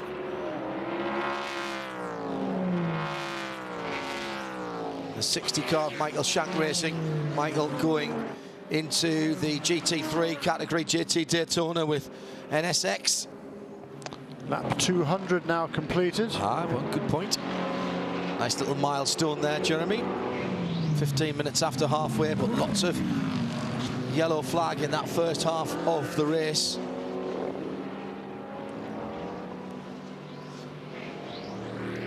Through the S's again for that lead battle. And it looks to me as though Oz Negri is just beginning to get the bit between his teeth again. Also quick at the moment, Johannes van Overbeek was slightly held up last time around. Tom Long, still the top 6 within 8 seconds of each other after the restart. There has been traffic involved there. Won't take much to make those back together again. In GT Le Mans, Tony Vielander by a second now from Marcel Fessler in the Corvette, and Richard Leitz in the Porsche still in 3rd, with Bourdais sitting right in behind him. Porsche versus Ford for 3rd and 4th in that category. In GT Daytona, Marco Seyfried is in the 44 car and leads it for Magnus Racing by about 1 3/4 seconds to Mario Farnbacher in the Porsche of many blue shades. They're going through turn 7 at the moment. Then Paltala, who's gone ahead of Ashley Freiberg on the restart. And the race leader, Joao Barbosa, completing lap 201 now. He's just turned his best lap of the race for that car, 1 minute 14.407, but not able to pull away from Ozzy Negri, who's right there with him in 2nd place. No, he's hunting him down, isn't he? Shea Adams just told me that the Alex Job Racing team call that Spirit of Racing car, they have a name for her. Steffi Blue is what they call her. Now down into the braking area at turn 10. A little bit of contact between Oz Negri and Eric Curran. That was the pass for second position. Lap or so ago, and looks like the number panel from the side of the 31 has gone astray. Now that will be significant because that's got to be on the car in the darkness. I believe that's gone from the left-hand side. It has. Great pickup again by our replay crew. Should be on the red portion of the car on the left-hand side, but it's gone just behind the front wheels. There's now just a big red space there, and there have to be illuminated numbers on the side of the cars here. Wow. So again, championship implications there. That's the championship leader coming into this weekend by 1 point. If you remember, Jeremy, that part of the livery was flapping earlier on, and I just wonder if that's been it might have been a bit of an issue earlier on. There was earlier contact with the number 10 car as well at the same part of the circuit, and again right in the same area. So that is could be significant. I can't see a number now on the left-hand side of that 31 car. Now, whether that's a quick fix, whether they've got some more decals, I'm not sure. No, it's definitely gone. It's in front of the wheel and should be in front of the wheel and sponsorship just behind the front wheel. There's one on the nose. The number 3 illuminated on the side of the car in red is its positioning class. So that number decal has gone from the side of the 31 Whelen car. So Barbosa by half a second from Negri. And Negri still unable to shake off Curran, and here he comes. He's caught in traffic. It's the Stevenson Audi unwittingly playing a part there in the battle for second and third. They're dragging themselves back towards the leader at turn 7. Now, Curran needs to play this sensibly here. He does. Out from the 27, which is the Lamborghini. And that's Cedric Spirituali sitting in 6th position in GTD. That's just gone under the sword from those two battling prototypes. Barbosa is doing his level best, but cannot hold, surely cannot hold these two cars back. Eric Curran was the quickest of the leaders last time around with a 15.8. Max Angelelli picking up the pace. And Johannes van Overbeek with a 15.7, but it's 16.1 for the leader. Joao Barbosa has a bit of a wiggle on that time and stretches his lead to just on a second. But there's traffic again at turns 2 and 3. How many risks do you want to take, Jeremy? Because that's what it comes down to for both the 5 and the 31 here, with just a point between them as they came into this race. Yeah, with more, almost half the race still remaining, you don't want to take too many risks. There's still a long way to go. So you can't afford to get desperate. If you're going to lose a few seconds here and there, well, you just got to take it in your stride. Certainly that seems to be what Eric Curran is doing right now, because he lost a bit of ground during that previous run before that lengthy caution period. But now, having got a fresh set of Continental tyres on that car, he's maintaining pace with the two leaders and running in third. He's not where he wants to be because he wants to be ahead of the number 5 car, but he's not, but he's close at hand. And here's the number 60 car now of Ozzy Negri. He's got a toe down the straight, he's going to dive down to the inside at turn 10. Lovely, beautifully done, Jeremy. That's textbook here, isn't it? We talk about the action areas around the circuit, and 10A is primo in terms of seeing some overtaking manoeuvres, and that's why there's a decent crowd down there. It's nice facilities as well, to be honest, and there's a big screen at that part of the circuit. Many of you listening in on 97.9, I'm sure. Good afternoon to you. Lap 205 then. It's been 70 laps since that car was last in the lead of the race, back on lap 135 when it made a pit stop. So that'll be certainly great news for Michael Shank Racing. They're looking to have a good result here to sign off with that car, particularly for John Pugh, of course, who did a respectable second stint after taking over from the pole sitter Olivier Pla. Very briefly fell off for the lead lap, but the team able to get that one back, and now the car right back into contention again. Not only that, leading the race. Brilliant stuff again.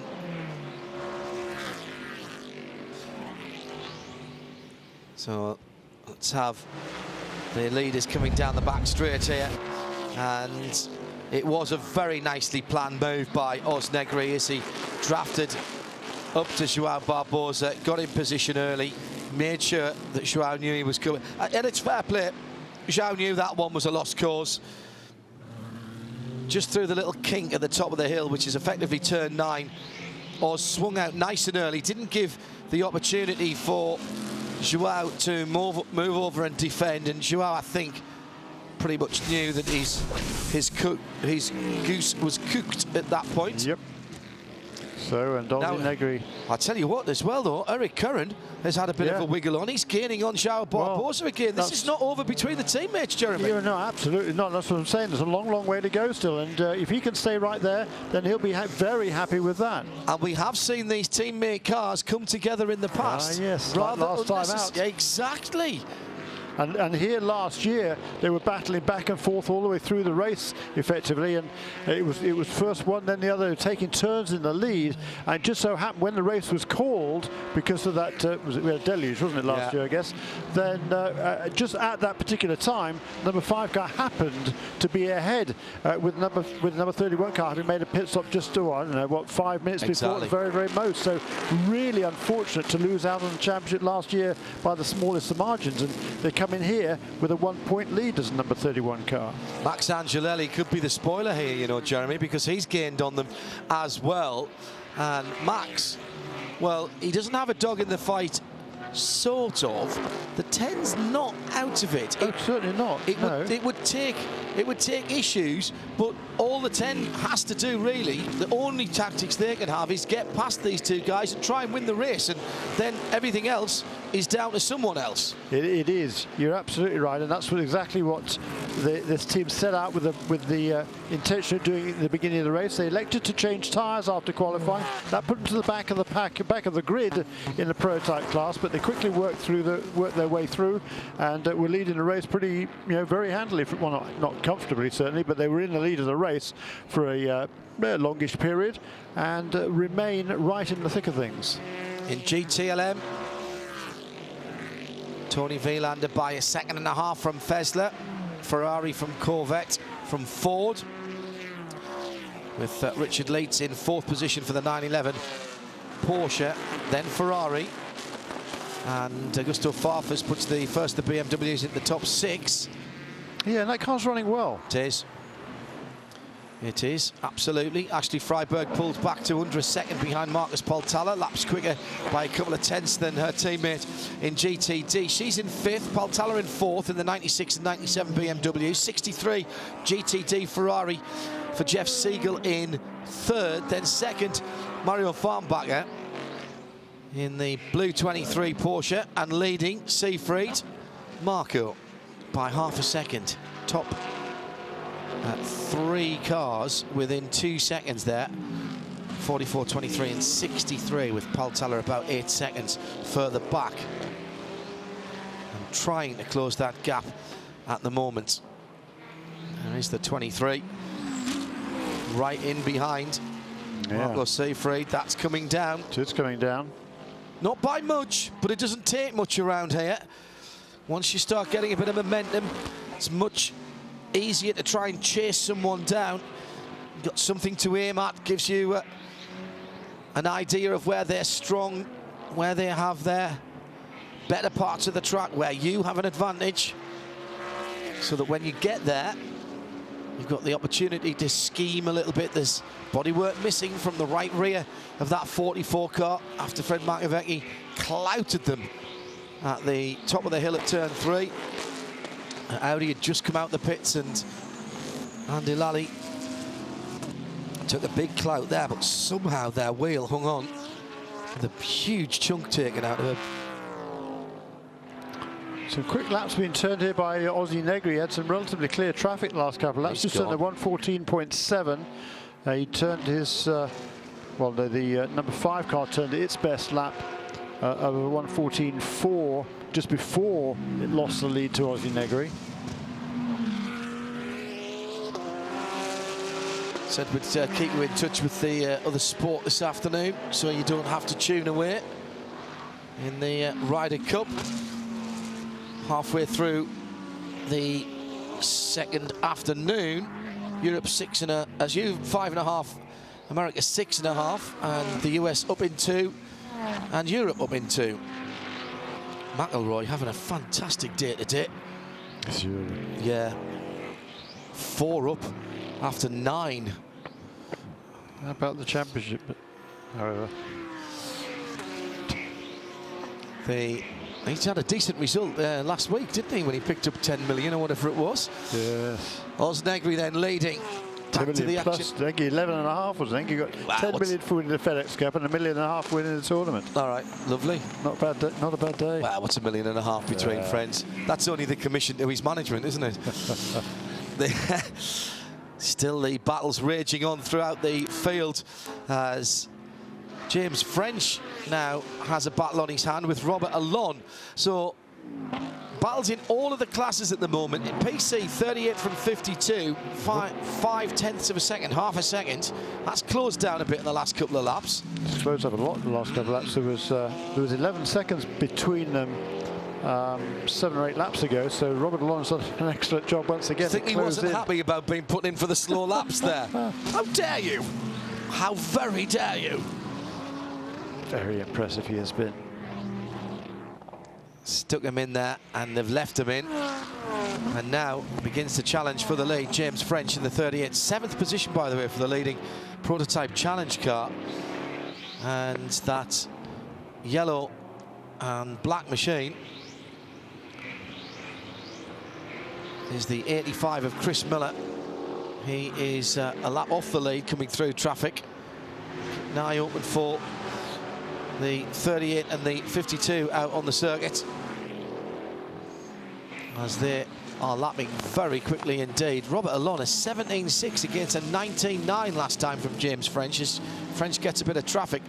Meantime, the lead in GTD continues to be on full burn, with Seafried and Farnbacher disputing that one across the line. Still the 44 Magnus Audi going down to turn 1. The 63 Ferrari's not too far back either. A couple of seconds back. Jeff Siegel at the wheel of that car. Then a bit of a gap back to the 2 Turner Motorsport BMW is running in lockstep. Yeah, Paltala. And right behind those two are the PC leaders, with the 52 car having moved ahead on that lap. So a change of lead once again in PC. Boy, we've seen a lot of lead changes there, haven't we, in that class? It's been a tremendous battle, but Robert Allon, now the pole sitter, has worked his way back ahead now of James French. Shea Adam with an observation from our Continental Tire pit lane report.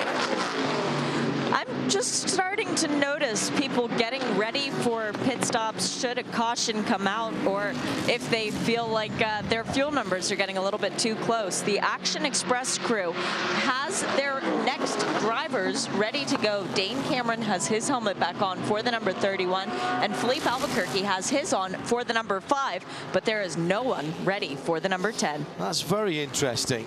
Everybody pitted at the same time, so maybe the 10 car saved a little more fuel under the yellow. Thank you, Shea, for that.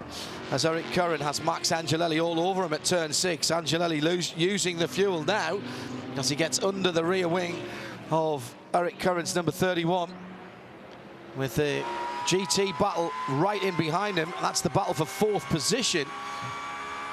911 Richard Leitz with Alessandro Pagidi and Augusto Farfus following in the hole in the air that Porsche is making down in the braking area.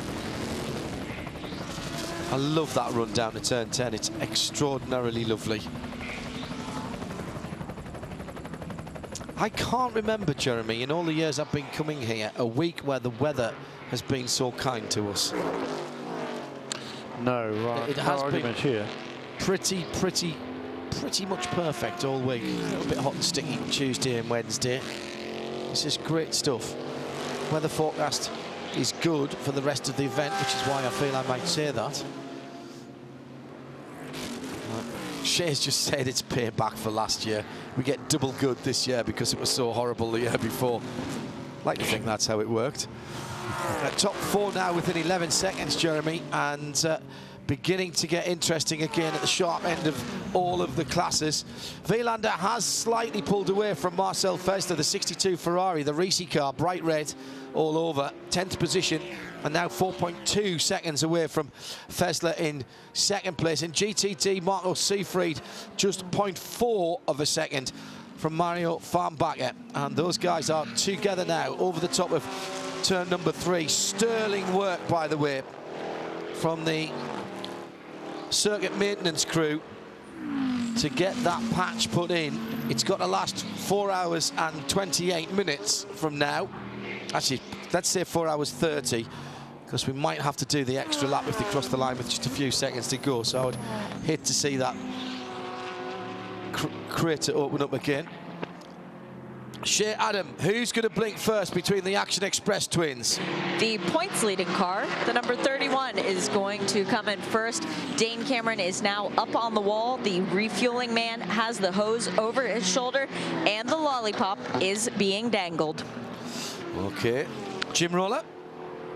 My end of the pit lane, everybody's just sitting back eating a cheese sandwich at this point. There's what, the same cheese sandwich? Everybody? Well, yeah, you should see them. It's like it's huge. Pack of puppies down there. No, seriously, everybody's just kind of chill. There's no drivers suited up. There's nobody standing on the wall. So maybe the Corvettes are using their fuel a little faster than everybody else. I think they must be looking at the end game here, because I don't think that car needs to stop yet. We've now got 4.5 hours remaining in this race. These cars are doing sort of, they can do a good 45 minutes of green flag racing. Maybe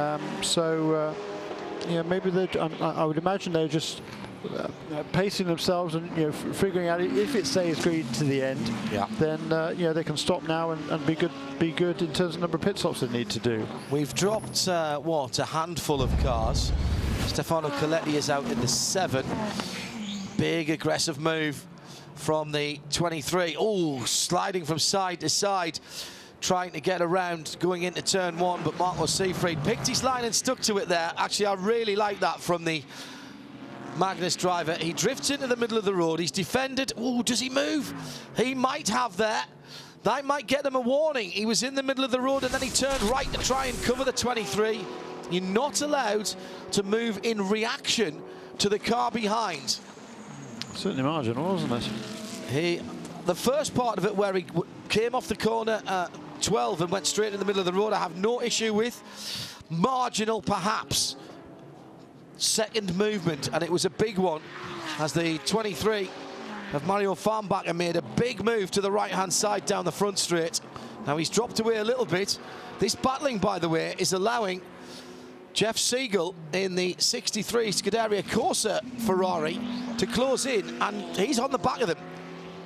About a second away, no, less than that now. Not within striking distance, but not far off. And if there's any fumble from the leading pair, Jeff will be there to sweep up the pieces. Sweep through into the lead, possibly. Still 4.5 hours to go. Yeah, and Curran sort of, perhaps not hemorrhaging time, but he's lost a second and a half in each of the last 3 laps to the second place car, Joao Barbosa, his teammate and championship rival. And no sign yet of that car peeling onto pit lane, though. Yeah, wonder if they were just throwing a dummy to Shea so she couldn't actually talk to them. Let's put our helmets on. Shea's here. Shea's going to ask us questions. We don't want to talk to her. Don't want to talk to her. Don't want to give away. I just can't help it. She asked me a question. I have to be truthful.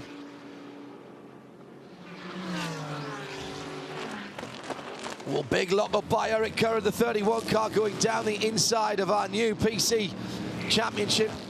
Champions, should I say, in the 8 car. It's, the moment it's David Ennemeyer Hansen. That was into 10A again, the left-hander at the bottom of the back straight hill. And Eric Curran just taking a little too much out of his front Yokohama tyres there, as he tries to get back on terms with Joao Barbosa. Oz Negri 8.5 seconds ahead in the Michael Shank Racing number 60 car, the red, white, and blue. He's at the moment leading this motor race by 8.5 seconds as he goes through turn 5. Vielander pulling away again from Fesler, who's being gently closed on by the Ford of Sebastian Bourdais. Still that great battle in GTD. Siegfried, Farnbacher and Siegel still there. But Marcus Paltala not able to close on them at the moment. Ashley Freiberg doing a good job in 4th position in the 96 car. And they are just being lapped by the leaders at the moment. Yeah, and Augusta Farfus has just got past Alessandro Pierguidi on that lap, I guess. So that was for 5th position in GTLM for the BMW. Car number 25 moves ahead of the number 68. So now he'll start to attack Richard Leeds. They did get quite close to him, but didn't get into a position to make a pass. Very close quarters, 3 wide, coming down the straight as Johannes van Overbeek now can see the back of Max Angelelli in 4th. And again, just how quickly this can change, Jeremy. One moment you're attacking the guy in front, then there's a bit of traffic, he gets through, you're held up, and all of a sudden someone's on your rear wing. Yeah, that's absolutely right. And Eric Curran now, he's more than 17 seconds behind Ozzie Negri. We won't worry too much about that, but he certainly doesn't want to make a pit stop and fall a lap off the lead if that is the strategy they're looking to pursue. Like I said, I don't think there's any need to come into the pits just yet. It's hard to say with the running so long under caution period, a whole hour under caution, and they came in for pit stops right at the beginning of that caution period. So everybody, yeah. 174 that was. We're now on lap 218. The GT guys were all on at 169. Johnny Morland brings the bar 1 number 20 prototype challenge car into the pit lane. Looks like a routine stop, John. They've thrown him a bottle of water. He's taken a big swig. 4 tire change. He'll stay in the car. The 38 car comes in out of 2nd place, and here comes Eric Kern. So Shazen's going to get busy. It will be a driver change for the Performance Tech car. Kyle Marcelli getting behind the wheel for his first stint of the day. He is also getting 4 new Continental tires and a whole lot of fuel for the Canadian, as a little bit of traffic for the number 20 and the 31. Johnny Mollum sticking a hand up as Eric Curran slowed down right in front of him before pulling into his pit box. Eric's going to be tired after that stint. It was a long one. 4 sticker Continentals going on to the number 31, and every single drop of fuel that the crew can muster, they're actually putting a little extra fluid in via a canister on the roof. That's now been taken out at the same time as the air jack, actually. That was a perfect synchronicity. Fueling is done. Well, they aren't stickers anymore as Dane goes out on track. Still no Simon in that car. Yeah, that would have been oil or water share that was going in under pressure there. Just probably oil. Yep, thanks, oil. Coming back from Shea there. Just basically scheduled maintenance. Colin Chapman used to say, no, an engine that doesn't burn oil is not worth having. And here comes our GTD leaders heading into turn 1. Now we've got a new leader again in GTD. It's now number 23. That is Mario Farnbacher, who has taken the lead from Marco Siegfried, number 44, Magnus Audi. Now, what's significant about that pit stop, Jeremy, although Oz Negri does have to stop in that Honda-powered Ligier, that does, for the moment, put Dane Cameron off the lead lap. So he wants this to stay green till everyone cycles through. Let's go down to the pit lane. Eric Curran has just done an Ironman stint. It wasn't all at high speed, Shea, but that was a very long stint indeed. It was, and he looks tired. John just said he did an Ironman stint out there, and he looked like he just ran an Ironman. How was the car, even under those caution conditions? Well, I mean, you know, overall the car is really good. This Whelen Engineering number 31 Corvette is just it's been, and Dane was strong in the beginning stint, and I had a pretty good car overall, but for some reason I got caught out in that middle stint, and I don't know if I didn't warm my tires enough or not, but the Continental tires really held up great, but on that middle run I got kind of ambushed and got caught up behind the pace car on a restart, and that hurt me, but the last run was good. The 5 car is flying. JB's doing a good job out there. But, man, we got a good Corvette. These Action Express guys are nailing it in the pit stops. Man, we beat people out of the pits every time. So hats off to those guys. Simon in the box doing a great job with the pit strategy. And hey, you know, today is all about a championship, and it'd be a huge deal for us, for Dane and I, for Whelen Engineering, for Sonny Whelen. This would be massive to win a championship today, and I feel like we got a car strong enough. It's too early, we're only halfway through now, but that was a good stint for me. I feel good, but see what Dane can do out there. Let's go win a championship. Well, Eric Curran's done his part, Jim. The 60 car has been in routine pit stop, driver change. Oswaldo Negri got out of the car, and Olivier Pla got back into the car. I think, John, they have solved all of their problems with the left rear tire change, because they were done first with the left rear. That's the first time today that that has happened, so it was a very good pit stop by this crew. Easily the best of the day. They've gotten things back on track. It's interesting. Well done to them. Thank you, Jim and Shea, down there in the pit lane for us this afternoon. Augusto Farfus trying to take advantage of traffic at the top of the hill on Richard Leeds. Now, a little bit earlier on, down the inside at turn 10, the number 10 made contact with the 31, causing a bit of damage on the left-hand side. Now, ultimately, there was another impact on the same part with that 31 car, which knocked the number panel off. And I think that might cause them a problem later on. 5 car in from the lead. Joao Barbosa's brought it in. And he's already jumped out of it as Philippe Albuquerque has gotten behind the wheel. The 4 rings on his helmet representing Audi, not what he is driving right now. Put on a bow tie for the next stint as he roars out in that number 5 Action Express Chevy with some sticker tires. The 2 car just leaves as well. BOP, the balance of Beppo, he's back out on the racetrack in that number 2 Tequila Patrón entry. Out on scuffed tires, not brand new tires, no driver change. And it was also interesting, I should note, that the 60 car went out on a set of scuffed tires as well. That's very interesting. Thank you, Jim and Shea. So the 60 with Ollie Pla back in that car, 2nd position for him, as Johannes van Overbeek stayed in the number 2 ESM car. Philippe Albuquerque in the number 5. So now let's see how they shake out. I think the 60's ahead of the 5. It is. There's the visual confirmation. So the 60 did manage to get in and out without losing the lead. Yep. Came in with a 10-second advantage over the number 5 car, and the number 10 car was another 13 seconds farther behind that. So there's been a little bit of a shuffle around, perhaps. I think maybe it's a 31 car ahead of the 10. I think it might be. Well, no, it was ahead of the 10. Scratch that, because that came in came in previously, didn't it? So let's wait till they come past this time. We'll see how the gaps have changed after the round of pit stops since before it. So Pla by 1.8 seconds over Albuquerque. Dane Cameron now back in the 31 in 3rd. He's 10 seconds further back. 65 and 31 your race leaders. 4 hours and a quarter. 4 hours and 15 minutes still to run in GT LM.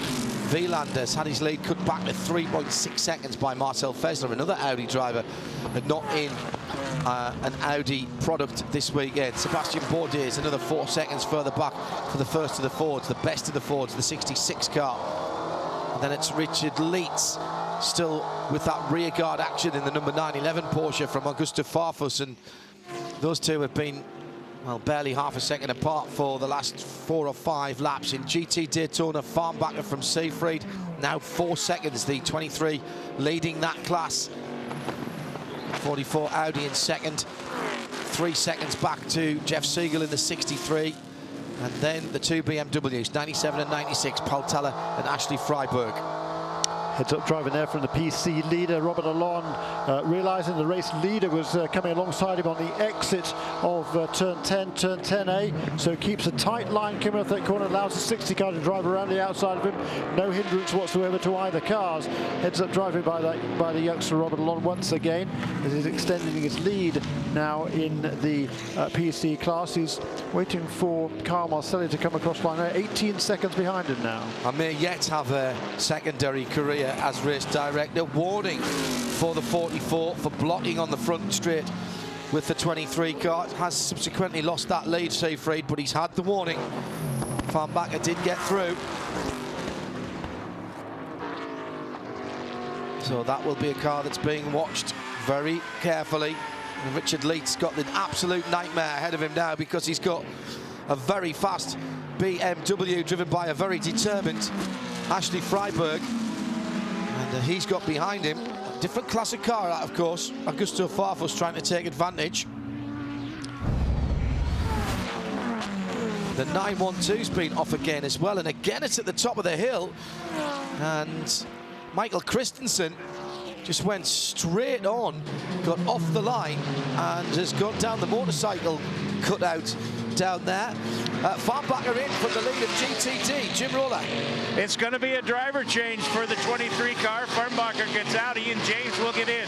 4 brand new Continental tires, sticker tires going on the 23 car. This is a crew that has been battling with the 44 for quite a while. And as you were saying, the 44 car has been worn. A little while ago, I was talking to Matt Bell up at the Audi Sport Experience, and he said that Marco Sifrid is a weapon in that number 44 car. So all of the drivers have taken notice of his driving style in this race so far. Right now, the fueling is the last thing that needs to be done on the 23 car. They are completely topping it up. The rest of the work is done. And there he is on his way. I would say that was quite a spirited leaving of the pit lane. Play me some more of that music later, Jim. Thank you very much indeed. Jim Roller with our Continental Tire pit lane report. 4 hours and 11 minutes to go. 225 laps on the board. I'll be very surprised if the temperatures aren't starting to go up on that 912 car. It's cleared a little bit of it off. Seen quite a lot of it off now. That's Michael Christensen, 7th position for the 912 after that little whoopsie. New leader in GTD is Jeff Siegel because the 44 Magnus Racing Audi is in the pit lane. More of Jim Roller. Yeah, Marco Siegfried's going to get out, and it's going to be Andy Lally getting back in the car. This 2 Jeeps, the 44 and the 23, did not pit together, so it's going to be very interesting to see who's faster on their in and out laps and who's going to have the lead when this pit stop exchange is done. Lally is buckled in. The 4 tires have been changed. They're waiting for the fuel. Let's go to Shea. Fuel and tires only for the number 4 Corvette, the GTLM points leader coming into this round. There will be no driver change. Marcel Fessler being left behind the wheel of that car. This team has a great deal of confidence in the Swiss driver who helped them win it, not only Daytona, but also the 12 Hours of Sebring. These GTD teams have gotten so professional. It's unbelievable. They're getting these tire changes done so quickly now that the fueler is the last to go. And this time for the 44 car, he was there a full 10 seconds fueling the car after the tire change was complete. Great job by the 44 guys. It's a good point you make there, Jim. There's, I think Jeremy said earlier on, there's no make weights up and down the pit lane. The GT Daytonas might be the quote-unquote entry-level class here for the IMSA WeatherTech SportsCar Championship. There's nothing that is any less professional than the rest of the teams. They might not even all be full-timers. A lot of weekend warriors in there who take great pride in coming out and getting their jobs done. As in now comes Jeff Siegel. He did take the lead and was scored as the leader in GTD for Scuderia Corsa. Christina Nielsen and Alessandro Balzan confirmed as the drivers' championship. And that number 1 is glowing brightly and proudly on the side of the Ferrari as Jeff gets out of the car and champion-elect Alessandro Balzan gets in for his first stint. He will be getting 4 Continental sticker tires to go out and a lot of fuel in his bright red and white Ferrari. Fuel is the last thing to happen, as Jim just pointed. Super professional team with Scuderia Corsa. They've now won the championship 2 years in a row. They know how to get things done. Cleaning out the radiator, a little bit of heat coming out from the brake duct, and Alessandro is free for his first stint. I love green flag pit stops. In comes the 62 Risi Competizione Ferrari. 9.2 seconds to the good last time around. Tony Vielander stops in front of Jim Roller. Tony Vielander brings the car to a stop right on the marks. He'll get out. Giancarlo Fisichella gets in. They clean the radiators out. Lots of tire clag in the radiators. In fact, they could probably even take more out. There's so much in there. Fresh Michelin tires going on. We've talked about how quick these guys are. I've got a watch on them this time. The front group is taking a tear-off, so it'll be an instant clean windshield. They're firing him up, and there he goes. Less than 28 seconds. Unbelievable. Great stop. No driver change will be taking part for the Le Mans winning crew in the number 66, but there is a tire change going on. This is the second place car as they run on track fuel. The last thing to take part, car engaged in gear well before the fueling hose is removed, and it is still Mr. Bourdais, Mr. Le Mans, because he's actually from Le Mans, is still behind the wheel of that car. He really is Mr. Le Mans, isn't he? That is a good point. The 62 rejoining with Giancarlo Fisichella behind the wheel. Sebastian Bourdais, as she said, staying behind the wheel of the 66 Ford. That means Richard Leeds has gone through the lead for the 911 Porsche in 10th position. Richard Bradley has just pitted the 88 prototype challenge car, another one of the Starworks machines. And what did I see come in there? Jim, was that one of the Turner BMWs down the pit lane? That must have been the 96, was it? Yes, John, it was the 96. Ashley Freiberg got out. I couldn't see who got in, but it was a driver change. Everything else was routine. Jens Klingman it was that got in to that car, the factory blessed driver. So Richard Leeds now with the lead of the GTLM category, excuse me. But owes us a pit stop in the Porsche, and in fact is in the pit lane right now. Meantime, Michael Christensen is battling not to go a lap down to the leader Fisichella. Jim? It will be the driver change, as you called, John. Leitz gets out, and it looked like Pile getting into the car. There, the third driver in that car is Nick Tandy. Tear-offs come off, fueling is done, tires are done, they're back underway. Jeremy? Sebastian Bourdais and Marcel Fessler have a fantastic battle. Defending position there was Sebastian Bourdais from Fessler going into turn one. That's the battle now for, it'll be for second position in GTLM. Going into that round of pit stops, number 4 car was just ahead of number 66. Now it's the other way around. Go, Jim. Dominic Farnbacher just out of the 23 car. You had quite a tussle with the 44, and Marco Siegfried, he threw a couple moves on you. You okay with that? I was fine with him. Yeah, pretty good fight with Marco, and made a lot of fun out there. Yeah, in the beginning he was quite strong, and then to the end I could catch up on him, and yeah, it was a quite good battle. Now, you guys have stuck it out the entire season when some of the other teams left the series to protest the rules. How rewarding is it going to be if you guys can have a podium finish here today? That's our goal for sure. Our motto is always never give up, and we're racing also for the kids in Seattle, Children's Hospital, and every lap counts. Best of luck, John. They call this the cardiac kids. Yeah, very good. Nick Tandy has got damage, and there's a full course yellow out on the circuit. There's a Porsche 911 out there missing a rear wing. 4 hours, 4 minutes and 44 seconds when that happened. And Nick Tandy's bringing that car back. He's in 6th position, and the rear wing is where? It's on the PC. What has happened here? So, Tandy gets spun around by the 20 PC and then hits the wall really, really hard, going backwards down the hill. Who was in the... Johnny Molan. Was that Johnny? Yeah. Oh dear. Goodness knows what he was thinking there. There wasn't room there, I'm afraid. No, you don't pass cars going down the hill. Inside. You should know that.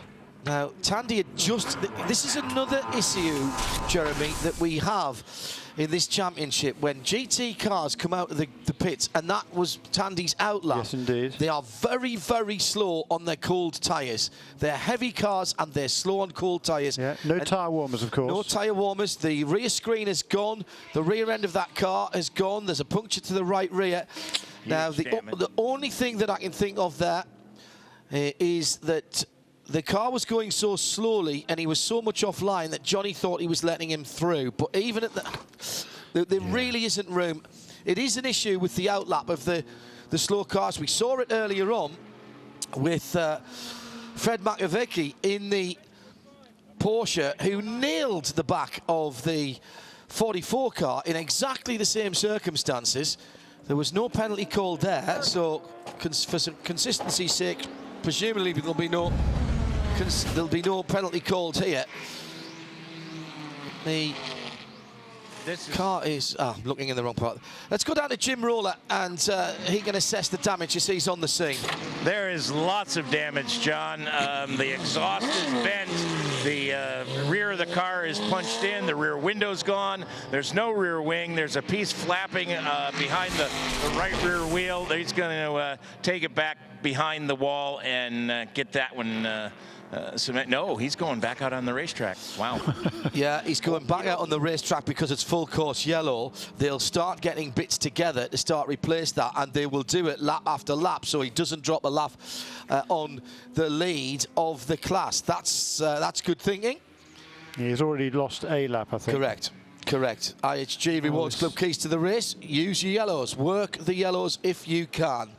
So we're now seeing the pass around, as we said before. Any cars that are trapped in between the safety car and the individual class leaders. So in each class, if you're between the safety car and the class leader, you're allowed to move ahead of the safety car and pull around to the back of the pack and line up behind the class leader. Also, the other reason they didn't do any work there was the pits would have been closed, so that's emergency service only. They've put the tyre on the right rear, which was punctured. You're allowed to do that.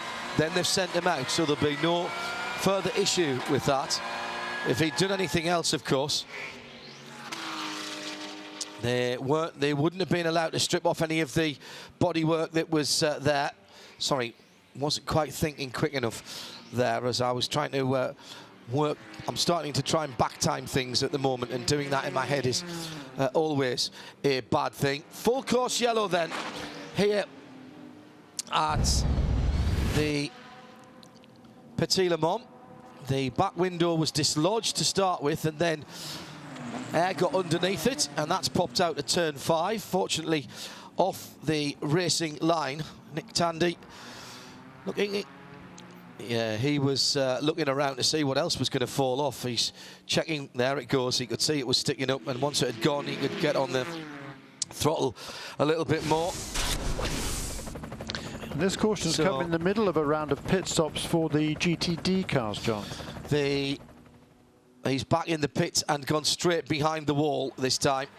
He's on his way down to the Porsche paddock area. You're listening to IMSA Radio at the 19th Petit Le Mans, presented by Harrah's Cherokee Casino Resort. We're on FM here at the circuit on 97.9, 454 even, if you've got a scanner with you, thanks to Racing Radio's our official communications partner.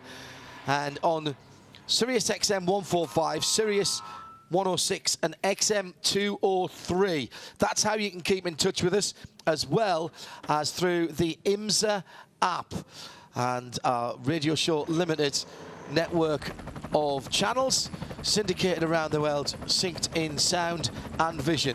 Just under 4 hours to go at the 2016 IMSA WeatherTech SportsCar Championship season finale from Petit Le Mans, Road Atlanta. The WeatherTech SportsCar Championship on IMSA Radio. Well, Jeremy, an unfortunate incident there has brought out the full course yellow again, and your point is that this is going to really hurt the battling prototype challenge, because we've had some people that made pit stops and some haven't. No, GTD. GT Daytona, sorry. It actually hasn't. It won't upset the Alcott that much, but it'll be certainly slightly unfortunate for the guys who haven't yet made a pit stop. But those are all the people that tried to steal a march by making stops under the previous yellow. So what comes around goes around in this business. But what is more interesting, that the top 4 owe us a pit stop. Not just yet, but fairly soon, certainly, and they'll probably come under this caution period. Top 4 in GTD being number Daytona. 9, which is Dion von Molker for Stevenson Motorsports. Number 33, Ben Keating again in the Riley Motorsports Viper. Matt Murray in Park Place Porsche, number 73, and Robin Liddell in number 6, Stevenson Audi.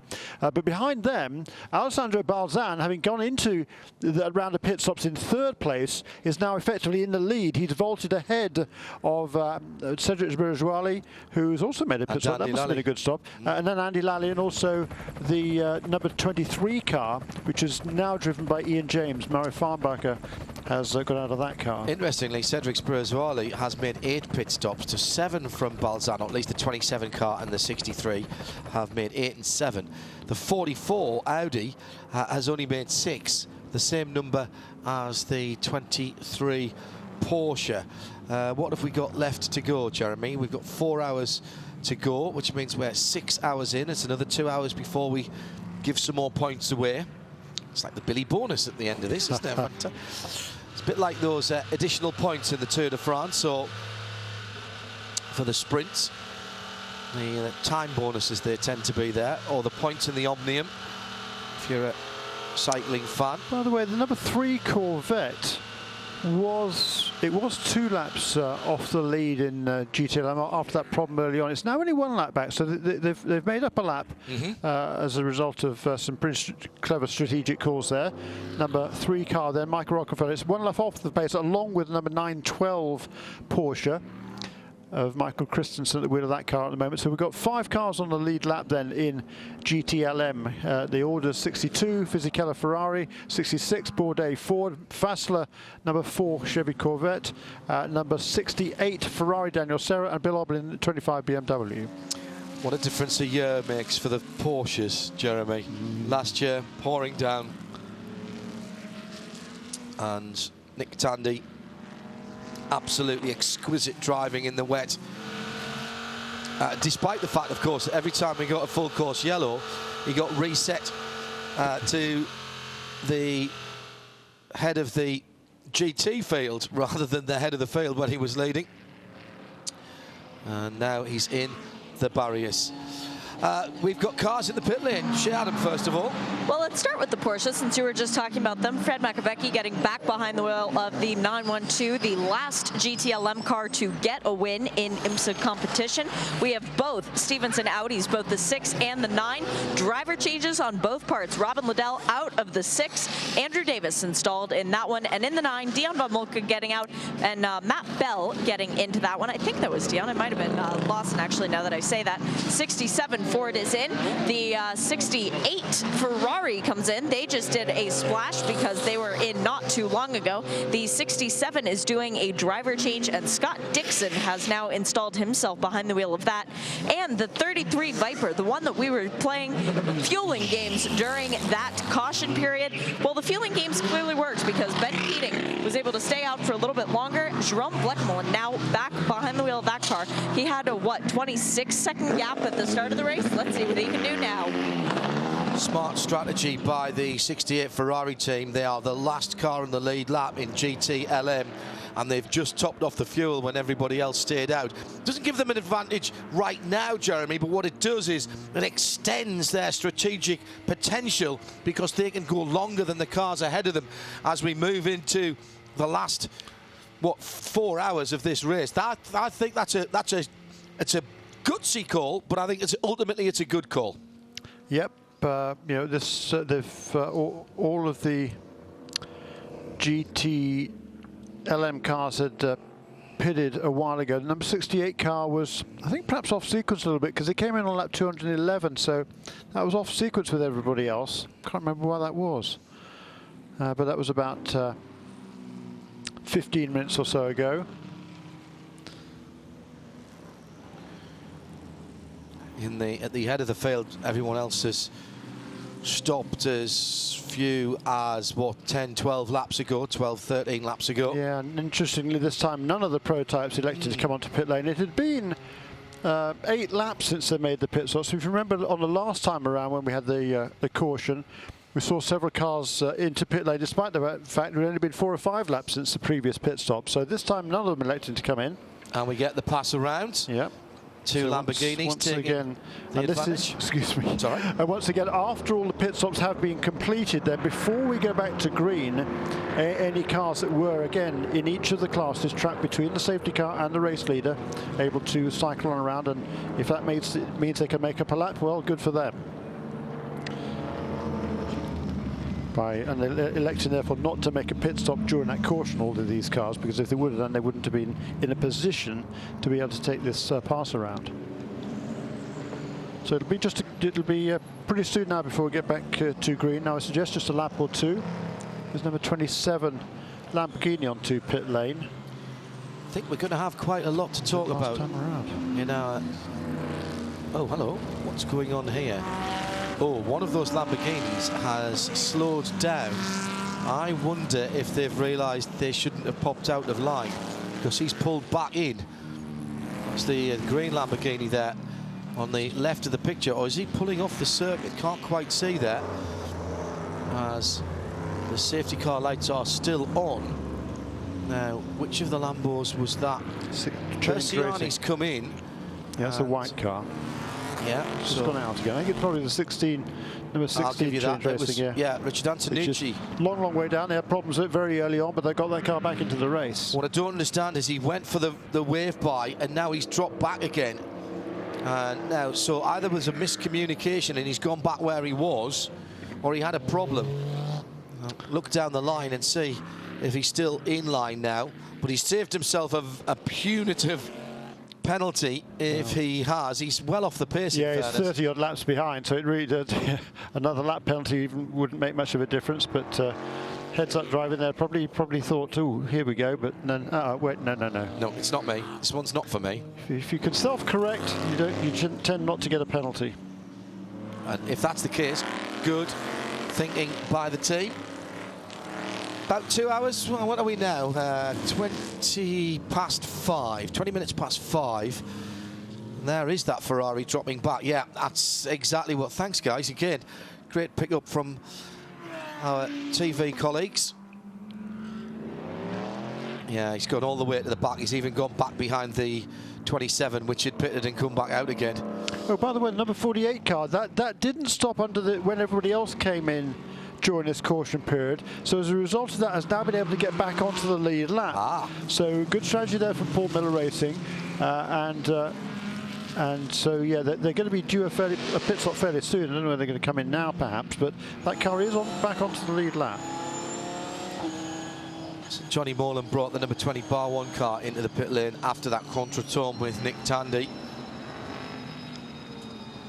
Waiting to hear if there's any action on that. I'm sure it'll be being looked at, but again, going back to the GT car on cold tyres, driving very slowly scenario. Yeah, and having got back onto the lead lap, therefore, the number 48 car will now duck into the pits. Smart. Here it comes, so it'll take on service. It'll hustle around as quickly as it can. It'll probably be, probably won't have caught up to the back of the field before we go back to yellow, most likely, but still, the car is back on the lead lap. Bryce Miller gets in, Madison Snow gets out on the front tires. Richard Collins is doing a great job changing those. On the back, it's Bobby Garcia. The fueler for this car is Joss Bernardo, and his is the work that seems to take the longest, as the front tires are done, the rear tires are done. The driver change is almost done as Madison Snow stays to help fasten in Bryce Miller. As soon as the fuel hose goes out, we'll hear this Huracan light up. Wait. Bryce is getting a little impatient. Still waiting. This is, wow, this is even longer than the last time. Here we go. That was well more than 10 seconds. Goes to show how finely tuned those guys are and why you practice driver changes. Because that was very impressive indeed. And they're brim-filled. The number 48 car will get back out onto the back of the field, which is still only halfway down the back straight. Petit Le Mans 2016 is the 19th running of this great endurance race, presented by Horace Cherokee Casino and Resorts. You're listening to live from trackside coverage of this brilliant motor race. Already being great. We come back to green, Sirius 106 and 145 XM203. And of course, around the world with our syndication colleagues, it's Olivier Plat who sees the green flag at the completion of lap 237. He jumps away from Philippe Albuquerque in second, 0.4 of a second by the time he went across the line. Then it's Dane Cameron in the 31.65, 31.10 and 2, with Spencer Piggott in 6th position in the 70 Mazda. top 6 separated by 2 3/4 seconds, and there's no cars between them. So this is a real battle as they head through 5. Over the top of the right, I'll take that back. There's one prototype challenge car between these cars, but that will be dispatched in quick time here at the start of this run. No GT cars in the way here, and Plart has got an absolute flyer. He's pulled out 1.3 seconds on the field in the first run, the first 30 seconds of the lap. So that's from the start-finish line to the exit of turn 5, 1.3 seconds faster than the rest of the field, led by none other than Philippe Albuquerque. So we're not talking about me driving that car around there. That's extraordinary. Yeah, that's impressive. I mean, that car though has shown a pace advantage all week long. It's been absolutely super fast, and Olivier Plart is just, he loves his racing over here. Well, he loves racing anywhere, but he always enjoys coming, particularly to North America, and he has just checked out at the front there. 1.9 seconds clear, the end of one green flag lap. That's massive confidence in tyres that have been cooled down behind the safety car, Jeremy. And drivers who can do that are very, very special indeed. Just almost instinctively smell the grip. I don't know how they do it. It's just brilliant. Albuquerque, Cameron Taylor, pretty much together. Albuquerque, Cameron Taylor, I think, were a prog rock band back in 1969. Didn't make too many albums. Van Overbeek just dropping away a little bit. Spencer Piggott beginning to challenge for 5th position in the 70 Mazda. He's just getting on terms. The 3 Corvette prototypes running together.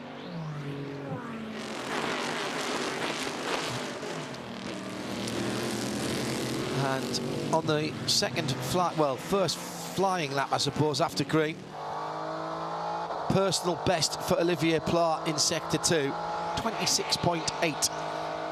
That's half a second quicker than anybody else. Oh, big moment coming into turn number 1 as Philippe Albuquerque dives to the inside to block Dane Cameron. Now it's side by side for the 2 Action Express cars. They go over the top of the hill. That was very dicey for the championship contenders. And Ricky Taylor sitting in behind there's going, go on, guys, you do this. You want to fight. Yeah, what happened to Olivier Plart there? Because all of a sudden, that lead completely disappeared. He was really slow in the last sector. Yeah, he maybe had that problem again. He's now beginning to pull away again, but somewhere in the last couple of corners, maybe coming through the chicane, he did the same again. I was watching the cars going away from me, and I thought, well, where's the leader? Well, it's down at turn 10, Jeremy, where the problem has been. Brakes. That looks okay. Turns in. Oh, loses the front end. Oh, he's in the gravel and through and out on the grass. Well, that's why he lost all of that time. He's very lucky there. He was just pushing too hard is what was happening there for Olivier Plart. He was trying to pull out a lead there, and he was just pushing too hard with the cars not yet fully up to temperature. Curse of the Hindhoff again. Hashtag it is my fault. Sorry about that. The guys down it, praised him up, and then just talking about how confident he was on those tyres, and then he was too confident. Yeah, exactly. That's exactly what happened. He lost the front end there. Oh, and now a big slide from the Action Express number 5, and that is Philippe Albuquerque going wide, and Ricky Taylor's gone through into 3rd. Where is he? Huge slide. Yeah. Coming through turn number 1. He's lost 1, 2, 3. He's lost more positions, and he's stopping. He's slowing down in the S's. The championship here is on the line. Now, has he got a puncture? Is that why the car was moving around? Left rear does not look good on that car. He's now looking for a gear. Has he got a problem, or is it just a puncture? It's not the right side tyres, though, was it? No, it's the left. Is it the left rear? Left rear, I think, Jeremy. I think that's where it went, because he was leaning on that car very heavily going up the hill, and it snapped sideways. We'll see. Yes, it is. Yeah. It is. Left rear has gone down. A masterful save then from Philippe Albuquerque. How did he keep that car out of the wall? Full power going up the hill from turn 1, and the car snapped sideways. That's a slow puncture, that tyre going down. Now, one of the IHG Rewards Club keys to the race was patience. patience here is what he needs, because if he hustles too hard to get that car back to the pit lane, he could risk causing further damage and completely ending the championship hopes for Joao Barbosa and Christian Fittipaldi. Jeremy watched it going through turn one. He must have felt something. He goes over the bump, then it snaps sideways, and he's got to hold on to it. He gets onto the brakes. He knows there's something wrong, and that was a really, really good save from Philippe Albuquerque. That might be a championship-defining moment. No. It looked, you know, it looks like he's made a mistake. He has not. My apologies for that, but just saw him going sideways in the back of the shot. He might have just saved any chance for the number 5 car, because if that car had gone off there, that would have been game over. Yeah, and but why is that tyre punctured? That's the question mark here. Was there any contact from behind? He'd been dicing with his teammate, of course, at that full when we went back to green after that yellow. Yeah, that's a good point. Don't see any marks on the bodywork. No. That, by the way, getting that, that's 2 miles he's gone around with a punctured tyre pretty much. And Jim Roller, when that car comes to a halt, I don't see anything in terms of bodywork damage on the left rear of that car. Philippe Albuquerque, that is 10 out of 10 and an A+ star for effort. Absolutely fantastic job to bring that car back with very little damage. I stayed behind the car just so I could see, and John, there aren't even rubber marks on the side of the car. You're not going to believe it. There are hardly any rubber marks, even on the bodywork. There's a little bit behind the tire, and they're checking that area out now and pulling it away from making sure that it's away from the tire. So the mechanic is yanking on it, but that's it. What a fantastic job by Albuquerque. They're still looking and trying to make sure that the kind of the legality panel that is to the left. Had a problem. Looked like they had a problem with the right front there, Jim, as well, and they had to change the gun on the right front. But whilst they were doing that, they were taking the time to make sure that they didn't have bodywork dragging on the tyre that could have caused another issue. Well, and he left before the guy that was working in the back was even done. He was still pulling on that legality panel that's to the left of the splitter when the car pulled away, and it really startled him. It really yanked the piece right out of his hand. Well, he's got out. Yeah, but he is a lap down. He's lost a lap, and Olivier Pla is putting another good lap together. A 13.7 against a 14.6. Ricky Taylor's just put the 10 cars fastest lap of the race in for Wayne Taylor Racing, and that Corvette is now picking up pace as well, as he's only 1.4 seconds away from second position. In GTD, actually, it's and meanwhile, later back at the ranch. Later that same day in GTD, the Stevenson Audis have managed to attract themselves to each other again. 8 and 9 running together. That didn't end well at was that VIR? Was it Coda last time out when the cars they got together? I think it was Coda actually. The two of them got together. 9 and 6 are in 8th and 9th position. Yes. I think they were the other way around when they had the contact last time. And, well, okay, drive through for the number 20 for causing the incident with the 911. Yeah. I'll be honest, I find that still in the pits in any case, both of those cars. So. Find that inconsistent. If you're not going to charge Makovici with hammering the back of the 44 car when he's on his outlap driving at 0 miles an hour, you can't have the same. You've got to apply the same criteria, should I say, when Tandy's on his way out the pits and effectively, and this is not no criticism of Nick, but he's dawdling partially on, partially off the racing line, trying to fight with the tyres. No, he's not dawdling. He's going as fast as he can. Just got no grip in the tyres because they're not yet up to temperature. Yes, exactly. My point is. Okay, your point is right. Yeah. In general terms, he's not going as quick. Absolutely right. Who is going quick though? And yet now you can say what you're saying about Olivier Pla earlier on, because if we look at the charts here, we see a new fastest lap, a new lap record for Olivier Pla on lap 244. He's got so much confidence in that car, Jeremy. Olivier Pla, and I don't know how he does this. You're ahead of the game, my friend. You just had a couple of laps too soon. Pla, absolutely brilliant. Oh, it's getting late in the day now, so apologies if Jeremy and I are getting a bit stir crazy. Still though, 3 hours and 39 minutes. We're just after 5:30 here, a little bit after that, and I'm just trying to sort of work out when we're going to start to see that sun dropping below the tree line. We've still got a wee bit of time left yet. 7 o'clock, 7:30. I'm forgetting now. Yeah, between 7 and 7:30. We had that session, didn't we, earlier on in the week, and the sun was dropping pretty quickly. You do have to be a little bit careful. Now, when did I go out with Bill Oberlin? That was 5:45. That was 6 o'clock in the evening. Sunset 7:20, John. Yeah. Another incident so for the 7:30 gets dark. number 7 of sorry, that is the PC car going off at turn 7, and we wait for him to come back.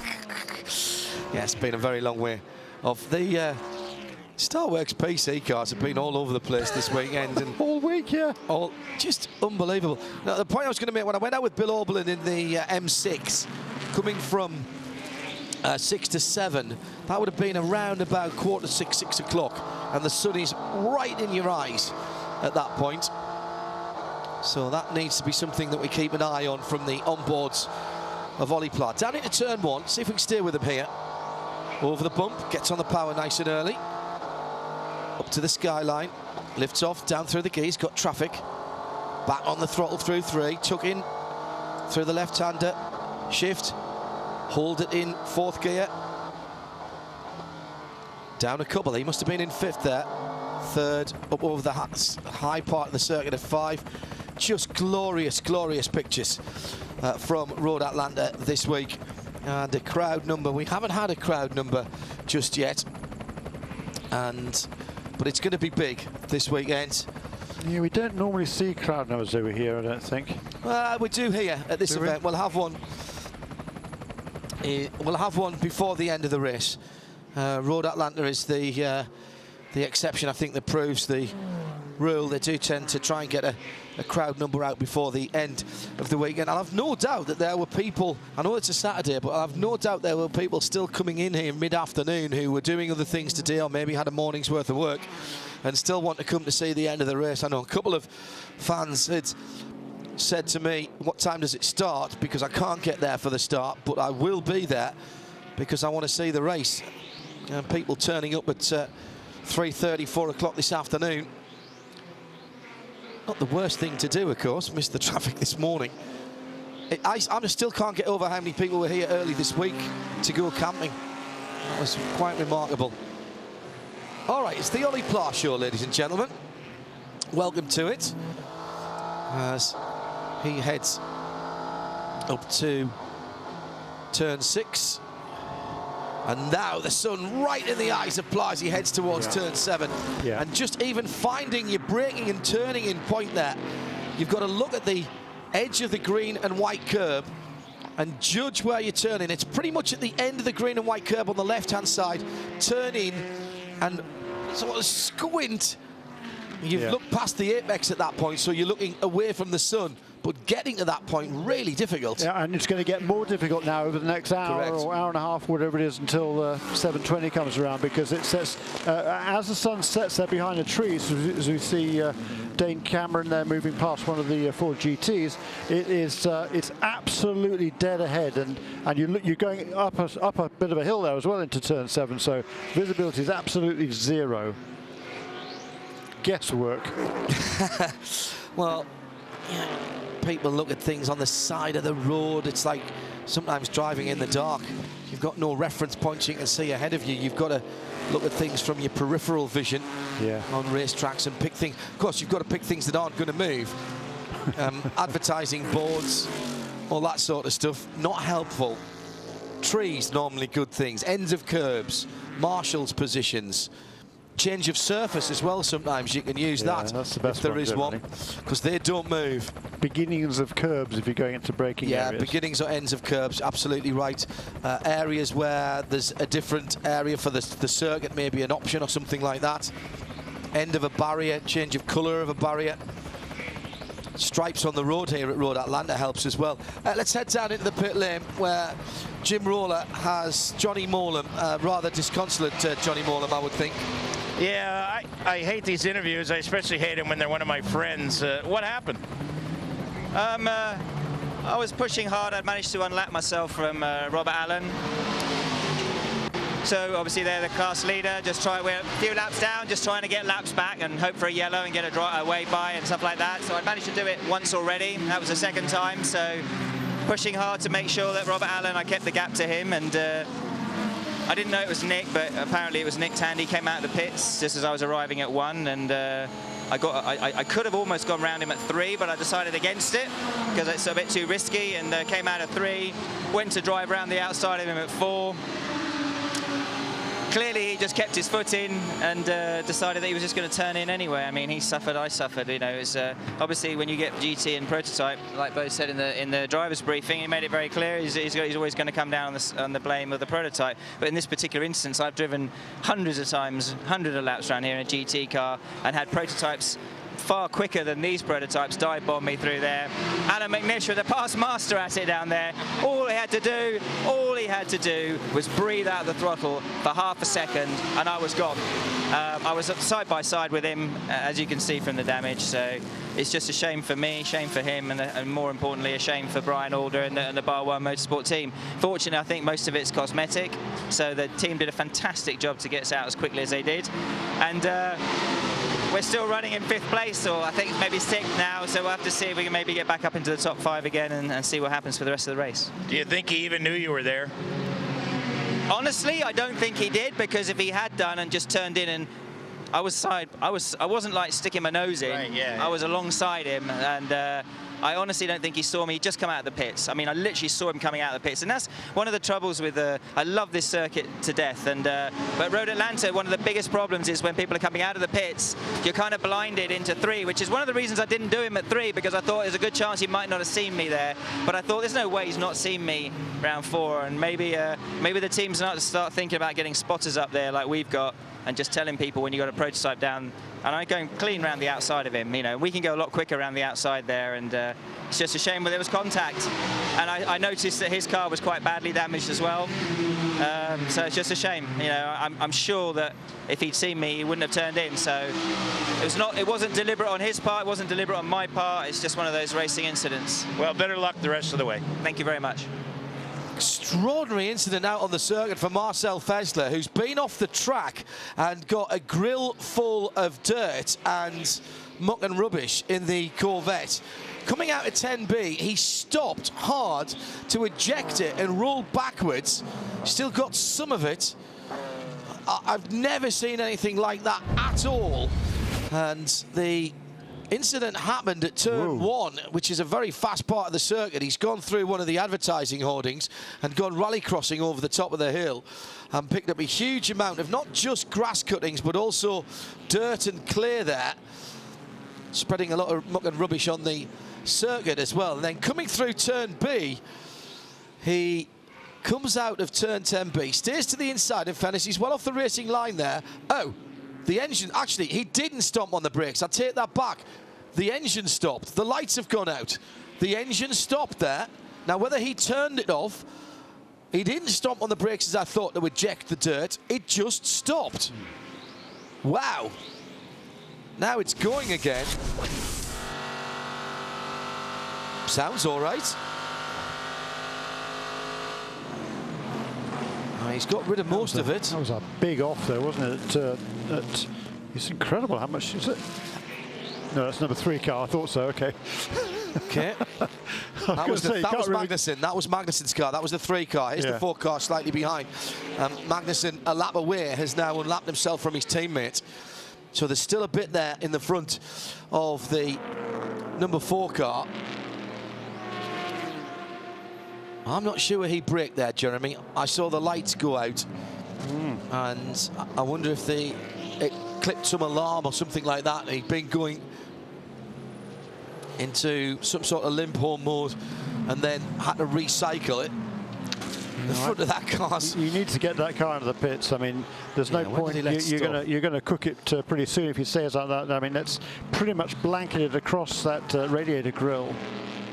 Number 3 car's just fine. 25 laps ago that he stopped, which is. I mean, the championship. Not that far away, is it? They're golden for the championship in any case. So it doesn't matter that much if you lose any ground here. Obviously, they would like to stay on the lead lap. They would like to stay in contention for the win, which certainly they were. They were running in the third place there, and very close to the 2 leaders, who were pretty close together. But he's lost himself a lot of ground now, and he's got to be careful he doesn't blew it up. Yeah, it done blew up is not a very Swiss thing to say, and he probably doesn't want to have to report that over the radio.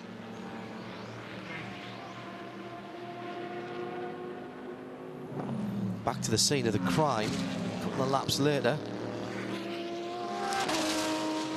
Carrying on at the moment. Let's give you a rundown of what's going on at just another half an hour of racing has gone by. 5:45 here, 5:45 in the evening. 3.5 hours of racing pretty much still to go, and Olivier Plat has got his head down and disappeared. That old saying of focus forward applied to Ollie, and he's got nearly 13 seconds between himself and Dane Cameron in second place. So the 60 red, white and blue Honda Ligier from the Corvette prototype, Chevrolet Corvette prototype of the 31 of Dane Cameron. That's the red and white car. Ricky Taylor in third. The almost flat grey and blue Corvette in third position. He is another 4 seconds further back. Johannes van Overbeek keeping everybody honest. 21 seconds between the top 4. Number 2 Honda with Johannes van Overbeek, as I said at the wheel, that is the ESM car, is another 4.2 seconds behind Ricky Taylor, and he's got nearly 7 seconds on Spencer Pigot in the remaining, the surviving number 70. That's the last of the Mazdas. Philippe Albuquerque has dropped off the lead lap now in the number 5, the second of the Action Express cars. The Championship Challenger came into this weekend 1 point away from the Drivers' Championship. In PC, Robert Alon leads Kyle Marcelli by 6 seconds, 52 from 38. Chris Miller a lap or so off the lead. Giancarlo Fisichella, courtesy of some brilliant tactics, some fine driving, a strong Ferrari performance, but brilliant pit work by Risi Competizione. He leads GTLM by just 2 seconds from Sebastian Bourdais in the best of the Fords, the 66 car. And third in that category, Bill Oberlin in the 25 BMW is another 8 seconds further back. And then in GTT, it's champion-elect Alessandro Balzan in the 63 Ferrari by just half a second from Andy Lally. That's the onboard we're with at the moment, with Ian James another 12 seconds further back. Still 3 hours and 25 minutes to go, Jeremy. Yeah, indeed so. And so plenty of time yet for things to play out, and then still another hour and a half before we award any more points for the Tequila Patrón North American Endurance Championship. But it's these little mistakes here and there, isn't it, that's making a difference at the moment. Yep. Now we're down to, we've still got 5 cars on the lead lap in GTLM, and there's still plenty of time for things to change. What's interesting to me, though, is the BMW Bill Oberlin there, car number 25. He's running along really, really nicely there in the third position. He's losing no time at all to the 2 leaders, being Giancarlo Fisichella, number 62 Ferrari, and number 66 Ford of Sebastian Bourdais. The number 4 car, just courtesy of Bubba Clark passing me some information. He's got 17 laps to go in this stint. Temperatures are okay for Marcel Fessler. They're going to keep an eye on that, but leave him out there. They will obviously not take any risks if it does start to go up.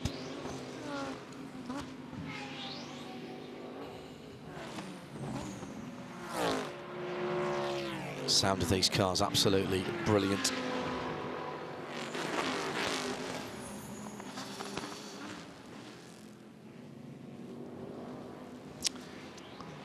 Just looking down at 5th place there, Spencer Piggott now in what we think is the last Lola derived chassis in international competition.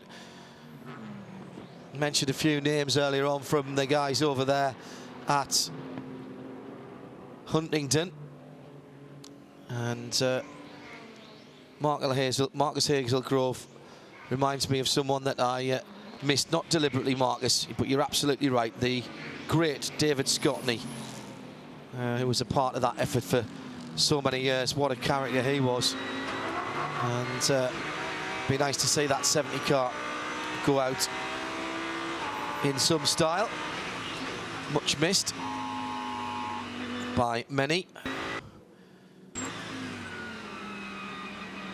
And the Lola mark had been around for such a long time. Building still there, wind tunnel still there, facility pretty much a turnkey facility for somebody if they wanted to start a manufacturing facility. Had a lot of work from a lot of high-end work in carbon composites. Big autoclaves there as well. A lot of military contracts and very complex, very complex aero shapes for things like wind turbines. Pretty much everything you'd need to build certainly an LMP3 car. Or a carbon tub GT car, perhaps. Just saying. Just saying. Bill Oblin's closing in actually on the 2 cars ahead of him in GTLM. There's 1.6 seconds, just I don't know, 10, 12 car lengths between the top 2, Giancarlo Fisichella and Sebastian Bourdais, and Bill Oblin, who's now heading into turn 1, is inching closer. 2 pit callers for Jim Roller, the 31 from 3rd and the 10 from 4th. That's Action Express and Wayne Taylor Racing, Jim. Corvettes making their stops together, the 10 and the 31. Going to be just tires and fuel for both cars, no driver changes. Scrubbed Continentals going on the 10, and also it looks like scrubbed Continentals going on the 31. I don't see any stickers. Now I'm a little bit further away from the 31 than I am the 10. I've kind of positioned myself between them. They may have taken the stickers off. Some of the teams have been doing that. That's the 10 underway. The 31 is underway, so they will hold position as they exit the pits. It's Jim Roller. Jim, just before something kicks off again, as it surely will, as in comes our leader. Temperature still fairly pleasant there as you've got the leader Ollie Pla with you? Yeah, there's a nice breeze down here, John, and it's actually been a pretty comfortable day, all things considered. Certainly it's hot for these drivers and hot for these crew guys who are certainly under pressure throughout this 10-hour day. Looks like couldn't tell if there was a driver change there, John. I don't think so. 4 tires, fuel.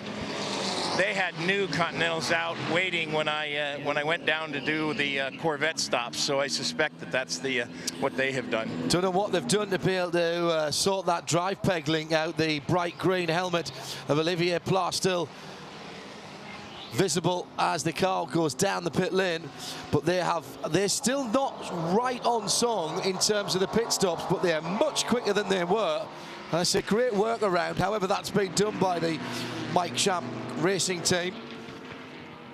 Well, and I think that... Go ahead, Jim. Yeah, I think that in the last pit stop, they had an excellent pit stop. So I don't think I'll check with the crew and see if the problem is back. But certainly, it didn't show any symptoms the last pit stop. No.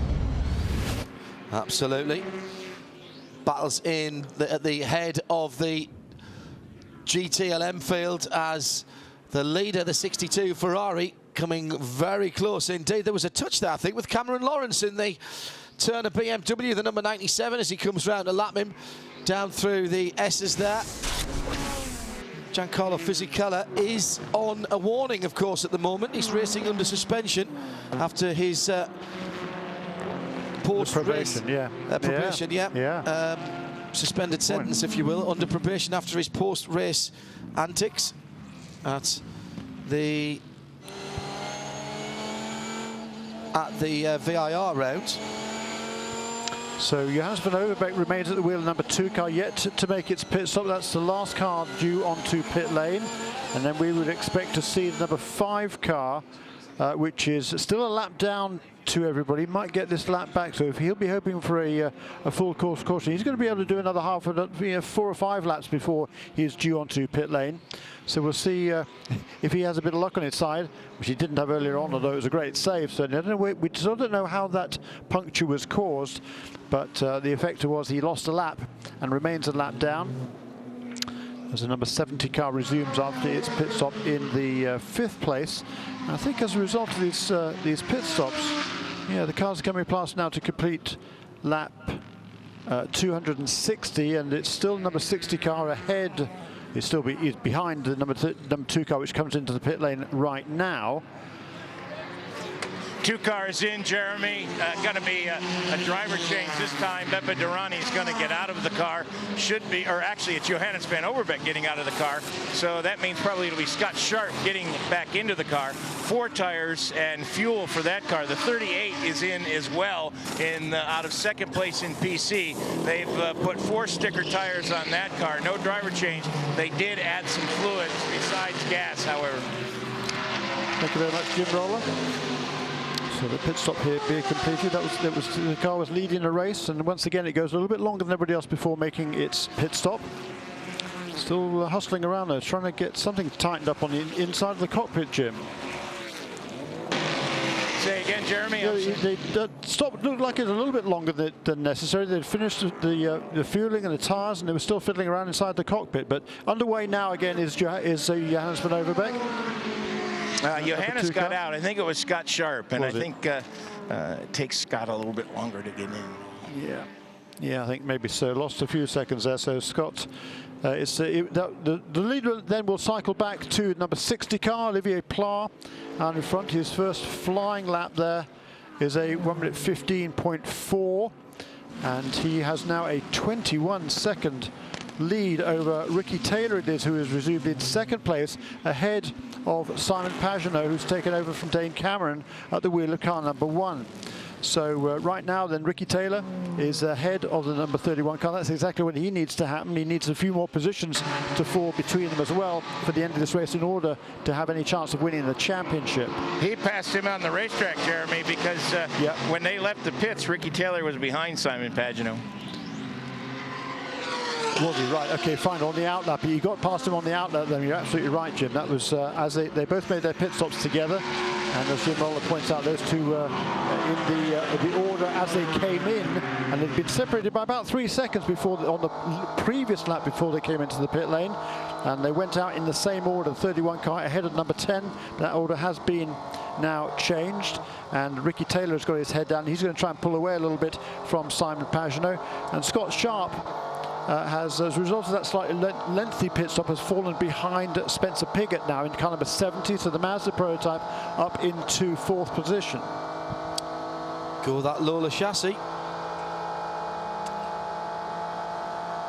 That's flat out for a very, very long time down that back straight, isn't it, as Ollie Platt changes down through the gearbox and throws his number 60 Michael Shank Racing Team into the left-hander.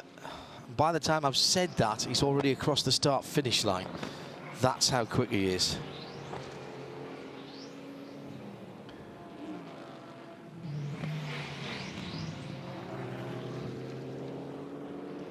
And the 2 Corvettes now all over the back of the number 68 Ferrari.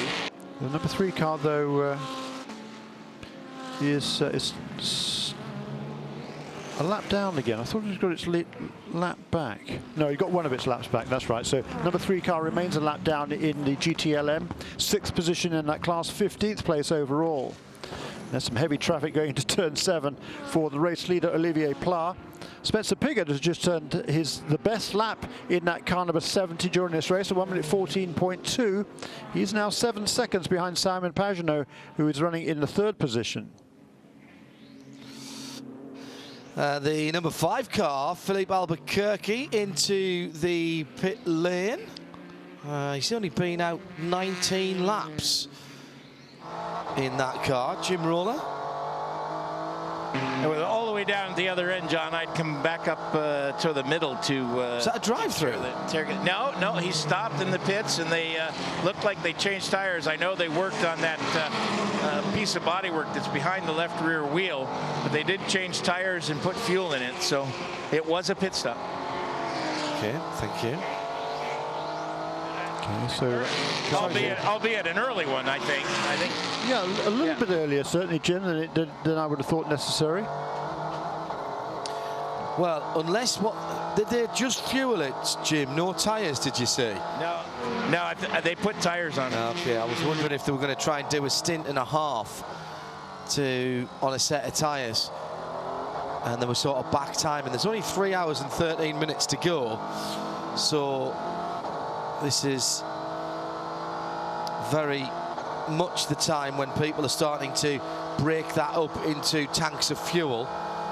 And as we get more retirements, cars behind the wall, the traffic thins a little bit. We've only lost 5 cars so far, and that assumes that the 911 doesn't come back out. Not sure it will. We've got another hour and 13 minutes before we throw some more points at our Tequila Patrón North American Endurance Championship runners.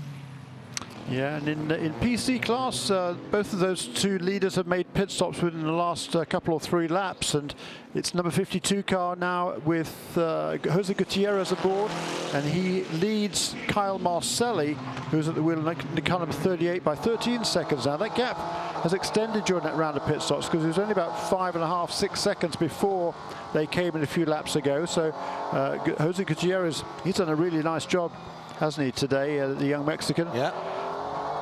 From Monterrey, he's been racing in the Mazda Road to Indy in Pro Mazda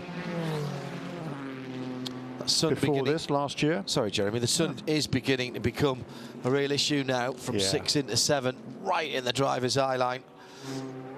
And it's only going to get worse. It'll get worse before it gets better. Then as it right at its very worst, it then drops out of sight. Transition here isn't too bad.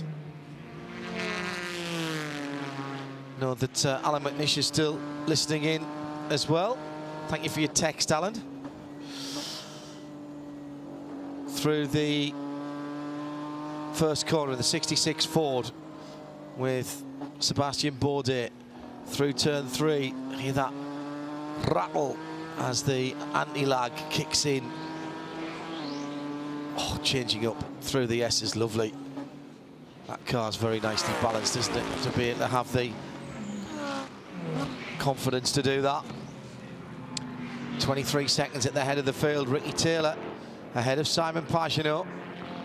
Plat, Taylor, Pagenaud. Spencer Piggott closing in on Page a bit. Quite a lot actually last time around. A 120 last time around for Simon Pagenaud. Got caught in a bit of traffic there. And GTLM, yeah, there's game on here in GTLM now. We can see here's the 2 leaders coming towards us on the picture. The number 62 car is still Giancarlo Fisichella. He's leading Sebastian Bourdais by, well, what, 4 or 5 car lengths. Yeah, not very much at all. And around about 9 seconds behind those 2 is Bill Oberlin. Another 18 seconds farther back is Marcel Festler, who's managed to find a way now past Daniel Serra. So back up into 4th place for the championship leading number 4 Corvette. Yeah, and a couple of people tweeting in that they were watching the onboard, and it did seem that Marcel stopped the car rather than the engine going off. I was rather conned into that by the headlights going off, which normally means the engine's been turned off or there's been some interruption in the power. Those of you who were watching the onboard probably had a better look than what we saw from outside, so thank you for that. Onboard's available at IMSA.com, of course, and via the IMSA app. Onboards of a number of the cars that are running around this weekend. Choose to have that on your screen, as well as timing and scoring. Pit stop for the 5th place car in GTLM, number 68 Scuderia Corsa Ferrari. Meanwhile, that battle, we're on board here with Sebastian Bourdais. He chases after that bright red Risi Competizione Ferrari, which is now in the slipstream of Andy Lally in the 2nd place GT Daytona car. Yeah. And that's going to be a difficult car to pass in a straight line. That's very quick. And just ahead of that, the next Ferrari ahead of Andy Lally is the leader in class. Indeed. So we've got 1st and 2nd in GTD, with 1st and 2nd in GTLM coming through them. And there goes Giancarlo Fisichella. So the 2 Ferraris are not the same class. It's a amateur class in the, or a pro-am at least, but the green ends to the end plates. Oh, and he's held up his mark mate there, and Seabass sensing an opportunity here, coming down through the S's, but there's only one line through here for GT cars, and Balzan's doing his best with the sun in his eyes there as well, going up towards 5. Now he needs to stay drivers right here for the moment, just until those 2 GT Le Mans cars get through. Through goes the Ferrari, pulls back in behind him there. That's a nice move. And he's eased the Ford out, just gently ushered him to the outside of the track. He'll come back, Seabass here, as the 44 of Andy Lally will try and get a drag out of the corner from the Ford, but my, that car punches out the corner as well. Tell you what, we've got to change. Look at the Ferrari GTD car. It takes half the length of the back straight before Seabass is in position. Seabass still isn't in position. No. He's going to have to hustle his way through here. He's coming from a long way back and will get it done.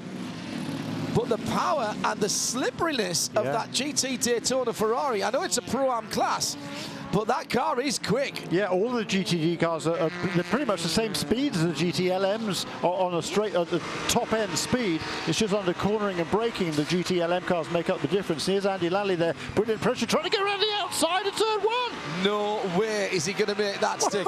Andy Lally defies the laws of figure, sits side by side. That was contact, wasn't it? As they come through, he's gone through. Andy Lally, it must have been very, very close indeed as they came through turn 1, side by side, into turn 2, side by side. But by turn 3, Andy Lally had squeezed his way past the champions-elect in GT Daytona.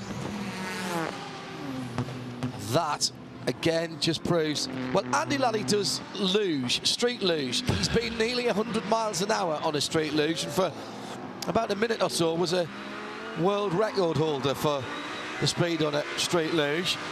He clearly has a different view of the laws of physics to most of us, because I'm not sure there's very many people who would have tried that outside pass round turn 1.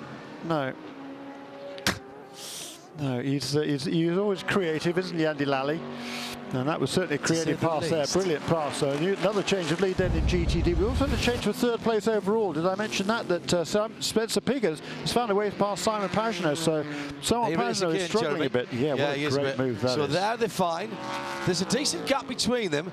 At this point, your money's still on the Ferrari. There was just a tiny little kiss. Yeah, he's trying to, the Ferrari's just trying to tighten up Andy Lally's approach to turn 2, the left hand at the top of the hill, and Andy's having none of that. Man, that is a good outside pass. Tell you what, he'll have enjoyed that one. Big smile on Andy's face. He's the bump there, but he's got the inside line, and at that point, he just squares off the corner. I tell you what, he pulls across fairly aggressively from 2 to 3 there. I think at that point, Balzan, I thought, okay, fair enough. You're I've had enough. You're all yours, sir. Yeah, well done. I'm sure he'll probably been applauding as well, actually, like that was a great pass. Yeah, he had a slightly closer look at it than we did. Simon Pagenaud is just struggling to get up to speed, though, in that number 31 car. He's lost a fair bit of ground. Spencer Piggott was as much as 8-9 seconds behind him, and he closed that down, and Spencer's gone past. As we see, there's a 63 car on pit lane. Yeah, so straight into the pit lane after that for Balzan. This is about on time. Looks very, very routine. And a car that looks pristine, actually, Jeremy. That looks like it's just run off the truck. Christina Nilsson did 3 hours straight away at the front of the race to make sure her time was in, and Jim Roller is down at Ricci because the leader in GTLM is coming in. That will allow Sebastian Bourdais to go through, but of course he owes us a pit stop, Jim. Well, we tied a clock on the 62 car last time. It was 27 seconds. This time, driver change. Vizicella gets out. I think Tony Vilander is getting in, or it's James Collado that's getting in. And then behind them, the 44 car is in. Andy Lally is getting out. John Potter is getting in. The 23 car has been in the pits. 4 new tires. 26 seconds that time for the Ferrari number 62. Teroff comes off the 44. As I said, the 23 car came in. Mario Farnbacher got in. I think I called him Dominic earlier. I apologize for that one. Mario is in. He's on his way back out on the racetrack with 4 sticker Continental tires, and that's the case for the 44 as well. Now behind them, the 96 car has come back in. That's John Potter with a very aggressive exit from the pit lane. So the GT competitors have all cycled through now that are in your top 5, I believe, Jeremy. Yeah, that's exactly right, Jim. I think they've all been in now. We're waiting for the number 97 car, which is the last of those leaders, along with Jerome Blekemolen, will be the last 2 to make a pit stop. So Jerome Blekemolen comes through the complete lap 255. And he would expect him to be in the next lap or 2, along with the number 97 car. Really is a tricky exit from the pit lane there, isn't it?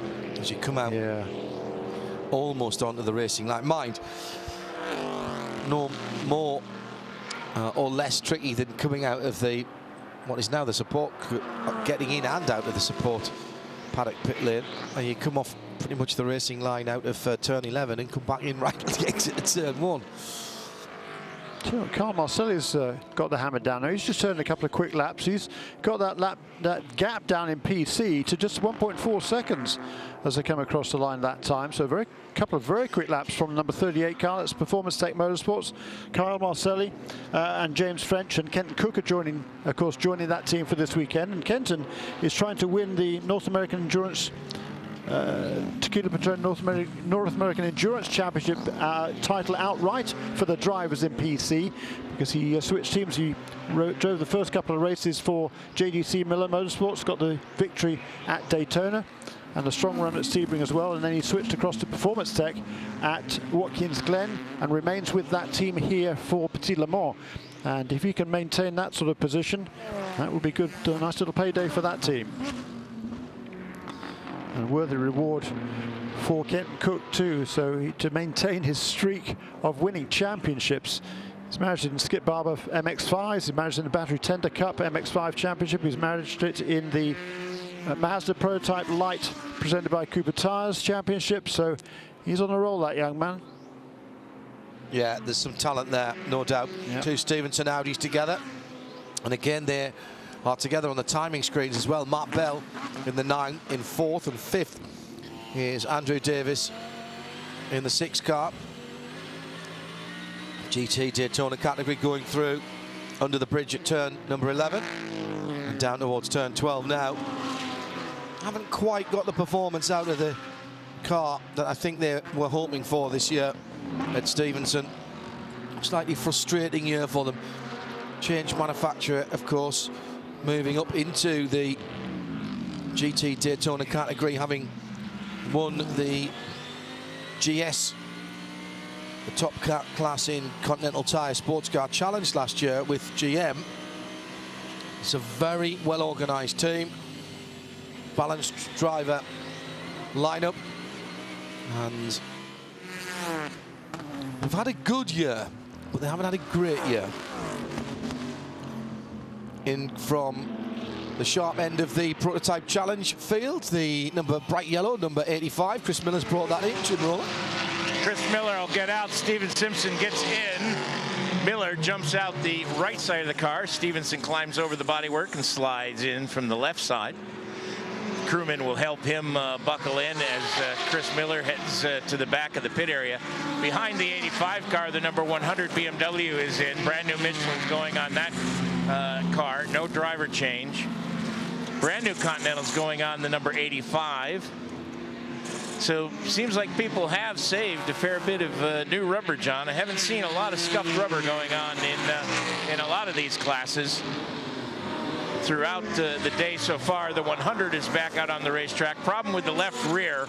Now he's completed the left rear.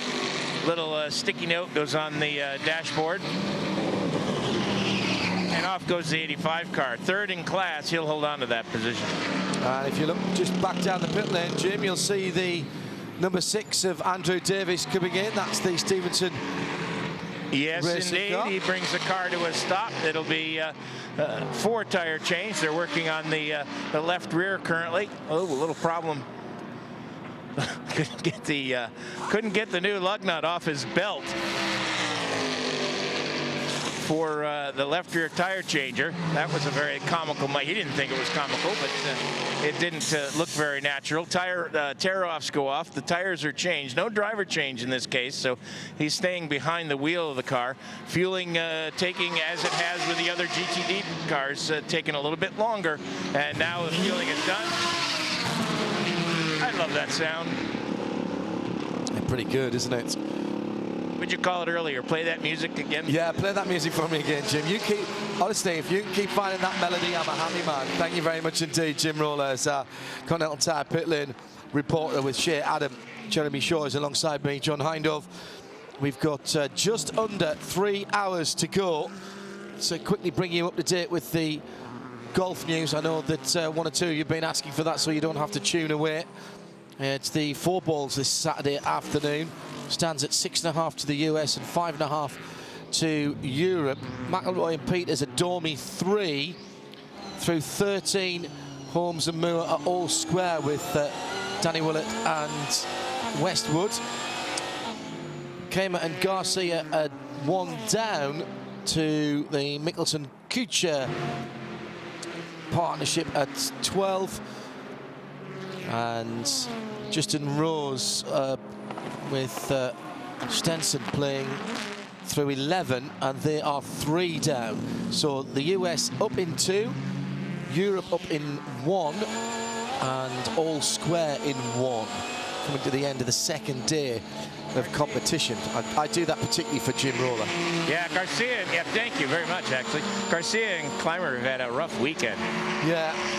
They're normally one of the ironclad teams, and they got their butt handed to them on Friday, and then so McIlroy's been on fire. The McIlroy and Peters were great. 4 up on the outward 9 actually. Kopka and Johnson had pulled it back, but as I said, Dormy 3 up and 3 to play for those guys. When he played so well in the Tour Championship, I thought to myself, uh-oh.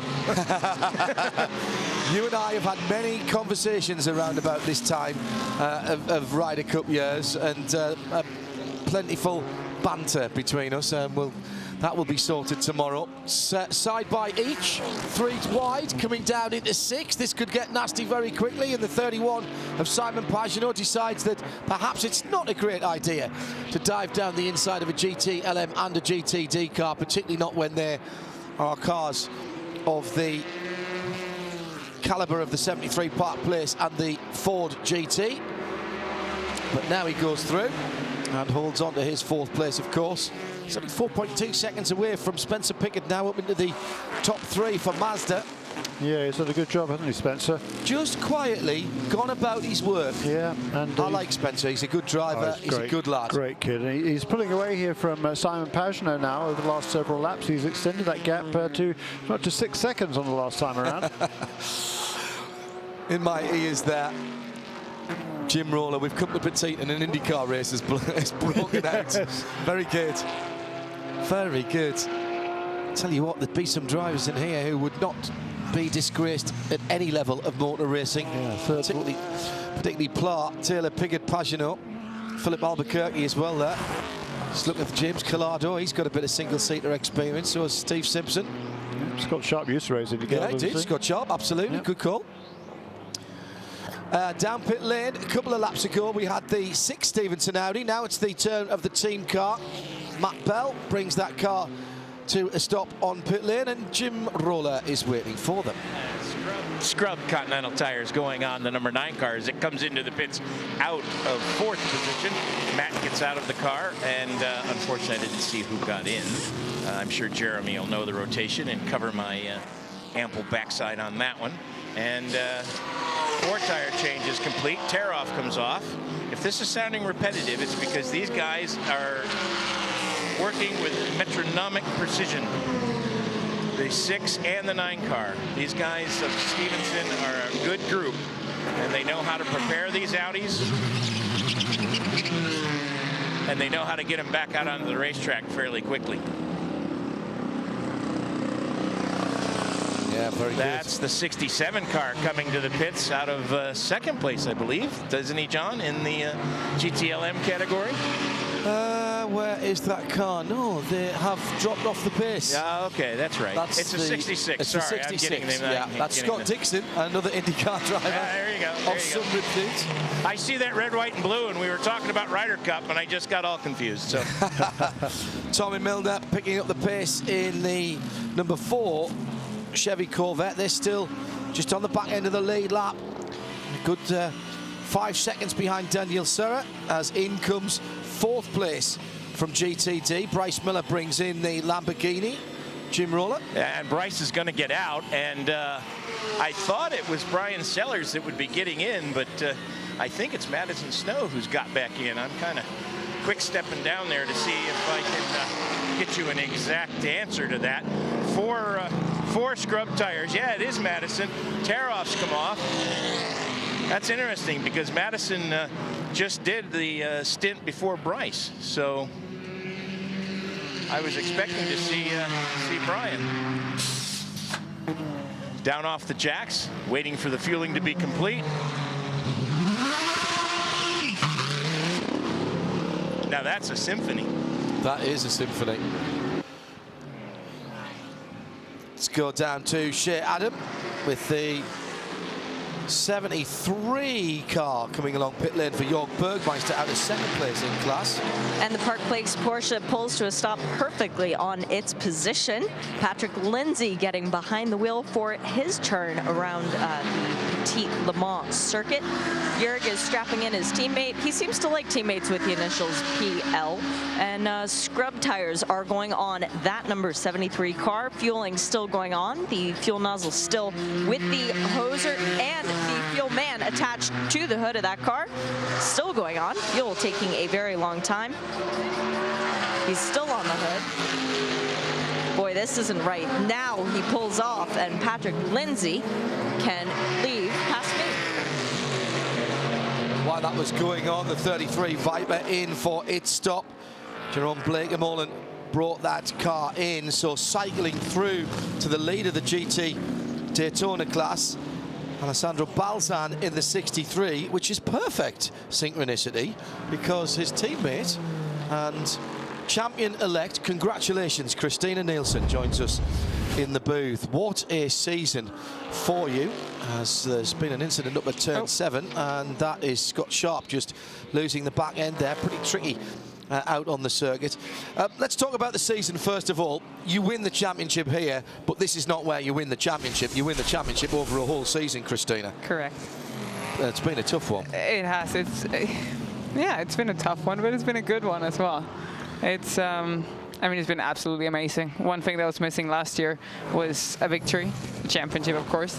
But to clinch that already at Sebring, and then also at Watkins Glen, we've had 6 podiums so far.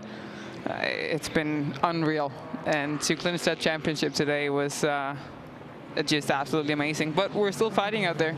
Oh yeah, there's other championships to win. Exactly, and a victory. Yeah, and a victory in class as well. The Ferrari this year has been strong. It's been a good all-round car. It's not always been the fastest car. You guys have had to do some pretty tricky strategy. You've had to roll the dice a few times, and you've got some results, frankly, that didn't look attainable to you at the start of a weekend. That must be really, really pleasing for you and for the team. I think that's what makes Scuderia Corsa a championship team. You know, they really they push through the tough weekends. They overcome the challenges. They always try to find a way to make it work, even though we might not have the best opportunities. And you know, Balzano's done a great job all season. Jeff Siegel as well. It's been an absolute pleasure to work with them. And yeah, it's a team effort. That's what matters here. You've won championships in the past. How hard was this one compared with the championship you've won before? This one takes the price. And I think also, especially compared to last year, I knew we were one of the favorites to win this championship, but I also think that the competition increased this year.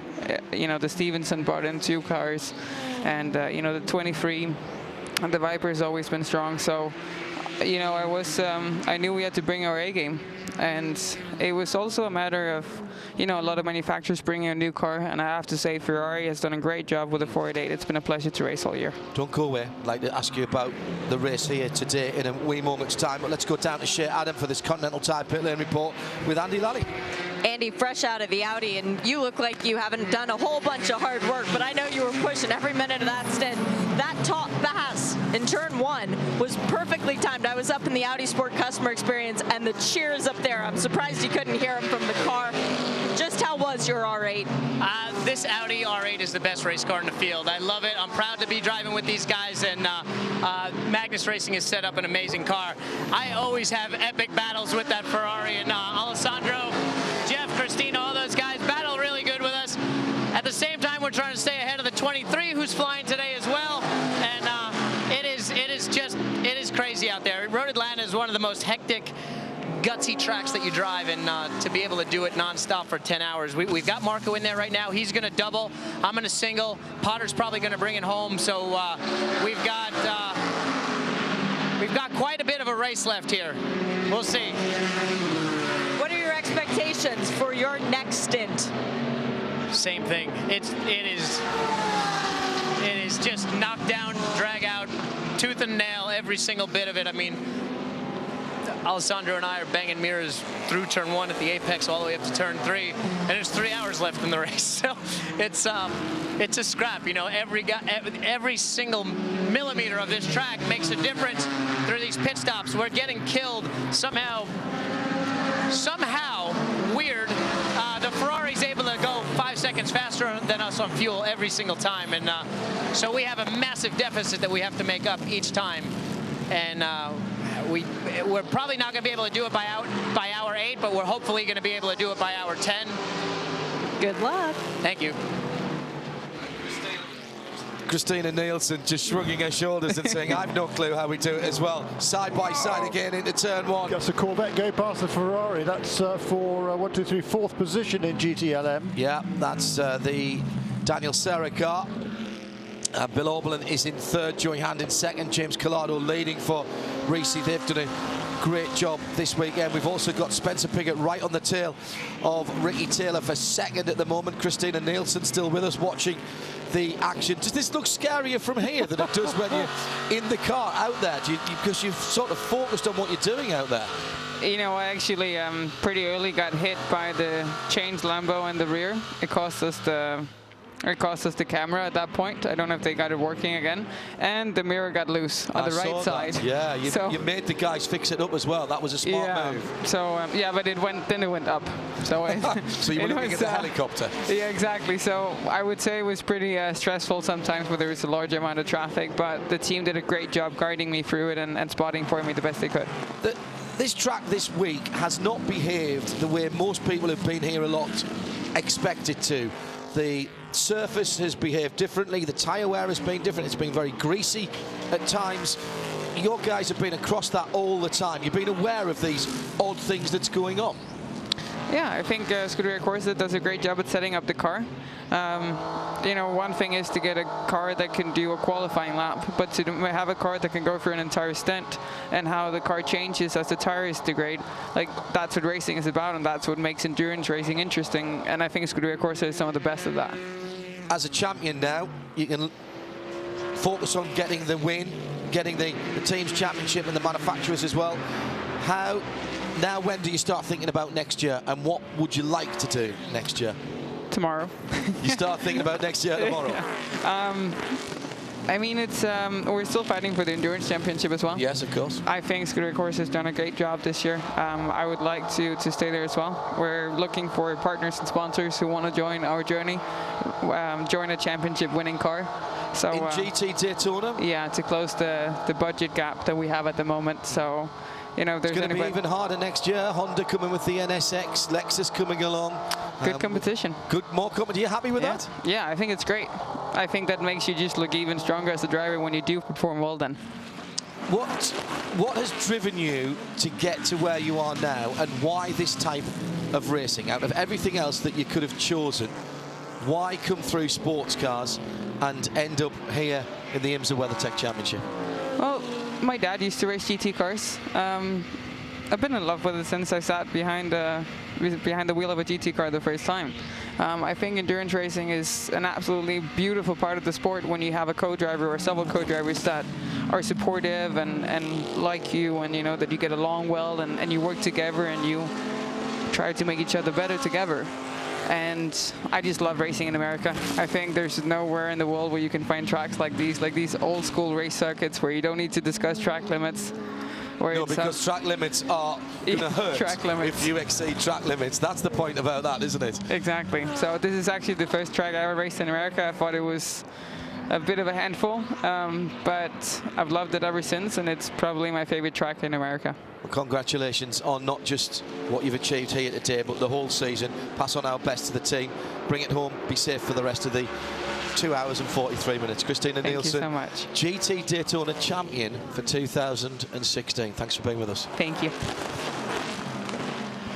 Yeah, what a great job that whole team has done, and particularly Christina. She did a super job last year with the Aston Martin, as we said, and this year with the Ferrari, just everything clicked, and she's learned a lot, as she said, from Balzan, as she calls him.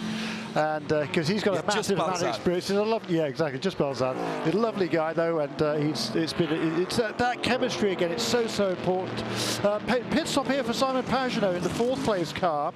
That's number 31, the championship leader coming into this weekend. A couple of notes, however. Felipe Albuquerque is driving as fast as he possibly can, trying not to go 2 laps down to the overall leader, Olivier Pla. Remember, he had that puncture a while ago. He's 1 lap down, but in grave danger of going 2 laps down, as we see the number 31 car onto pit lane. Comes to a halt. And Shea Adam is back in the pit lane for us. New tires, but not a new driver. They are leaving Pagenaud in there, as we expected they probably would. And 4 new Continental tires will be going onto that car. Fueling still going on as the left side tires are complete. The right side tires are being worked on right now in fuel. And this gives us a good indication of what we will see with the 5 when it comes into the pit lane as well. Yeah, good stuff. Thank you, Shea. Still 2 and 3.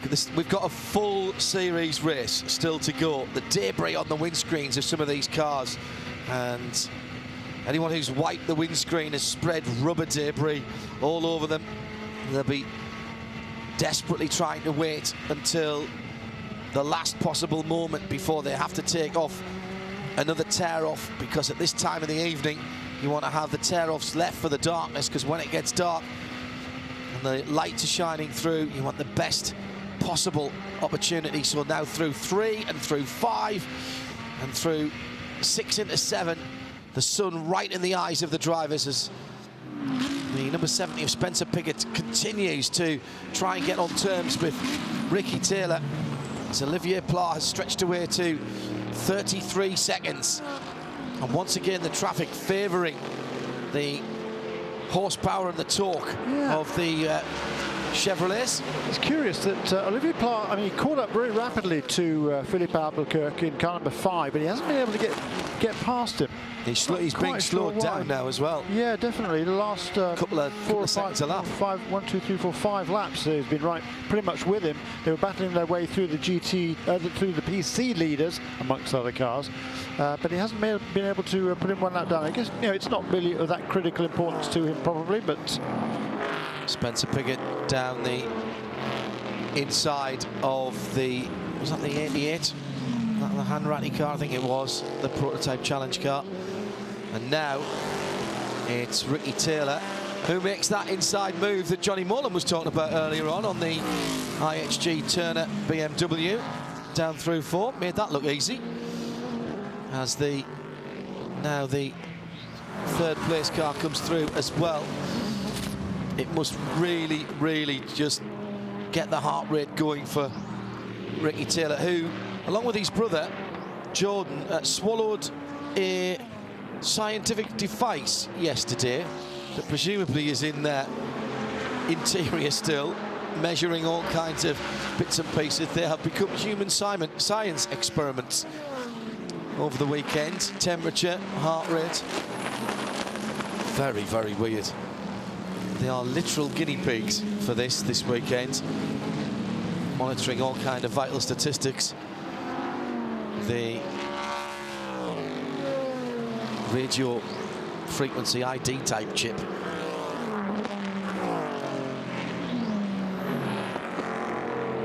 Through turn 1. And still Spencer Piggott just can't get on terms. Thoroughly frustrating for him. Scott Sharp, by the way, still holding on to 4th position in the number 2 ESN Honda. Yeah, he's turning some pretty good laps as well. He has 15.9 last time around, only bettered by Olivier Plat in that top half a dozen or so. And then a 15.3 is quicker than Ollie Plat. He's just on the back end. He's another one that's on the end of the lead lap, isn't he? But still there. Another change of lead, by the way, in GTD, as Marco Siegfried finds a way past Alessandro Balzan. So number 44 car now, the Audi ahead of the Ferrari. It's the Porsche of Mario Farbacher in 3rd place, the Dodge of Jerome Bleckermolen in 4th place, and then Cameron Lawrence and Ashley Freiberg in 5th and 6th in the 2 Turner Motorsports BMW. So Audi, Ferrari, Porsche, Dodge and BMW, the top 5. Cameron Lawrence and Ashley Freiberg within a couple of tenths of each other last time around, and 2.5 seconds between them. That's been a fairly static gap since they both got back into the cars. Actually, that's a miss for somebody, isn't it? Because Ashley wasn't out of the car very much longer. Very long time, should I say. Has only probably had a stint or 2 off, and then's got straight back in again. Battle continues, and yeah, here, great, good timing. This is a PC battle we're watching coming out of turn 7 there, and you can see just 15-20 car lengths between those two. Jose Gutierrez at wheeler car number 52 for PR1 Matheson Motorsports, and the Canadian Kyle Marcelli in the number 38 car for Performance Tech, trying to close him down. He's been pretty much battling all the way through this stint, or the vast majority of this stint. There goes Philip Albuquerque again. He's still managed to maintain that advantage over number 60 car. So he's not in any real danger at the moment of losing that 2nd lap. So he'll be certainly happy. The team will be happy about that. But there's a good lap there for Olivier with 15.2. But Philip Albuquerque did a 14.9, so he's really pushing hard. He does not want to go another lap down. And with that pit stop for number 31 car just recently, which was a little bit early, definitely, because he'd come in on the same lap as number 10 and the lap before the 60 and 70 last time around, so a little bit early there for Simon Pagenaud, and he has now dropped off the lead lap as well. 23 car comes to the pits.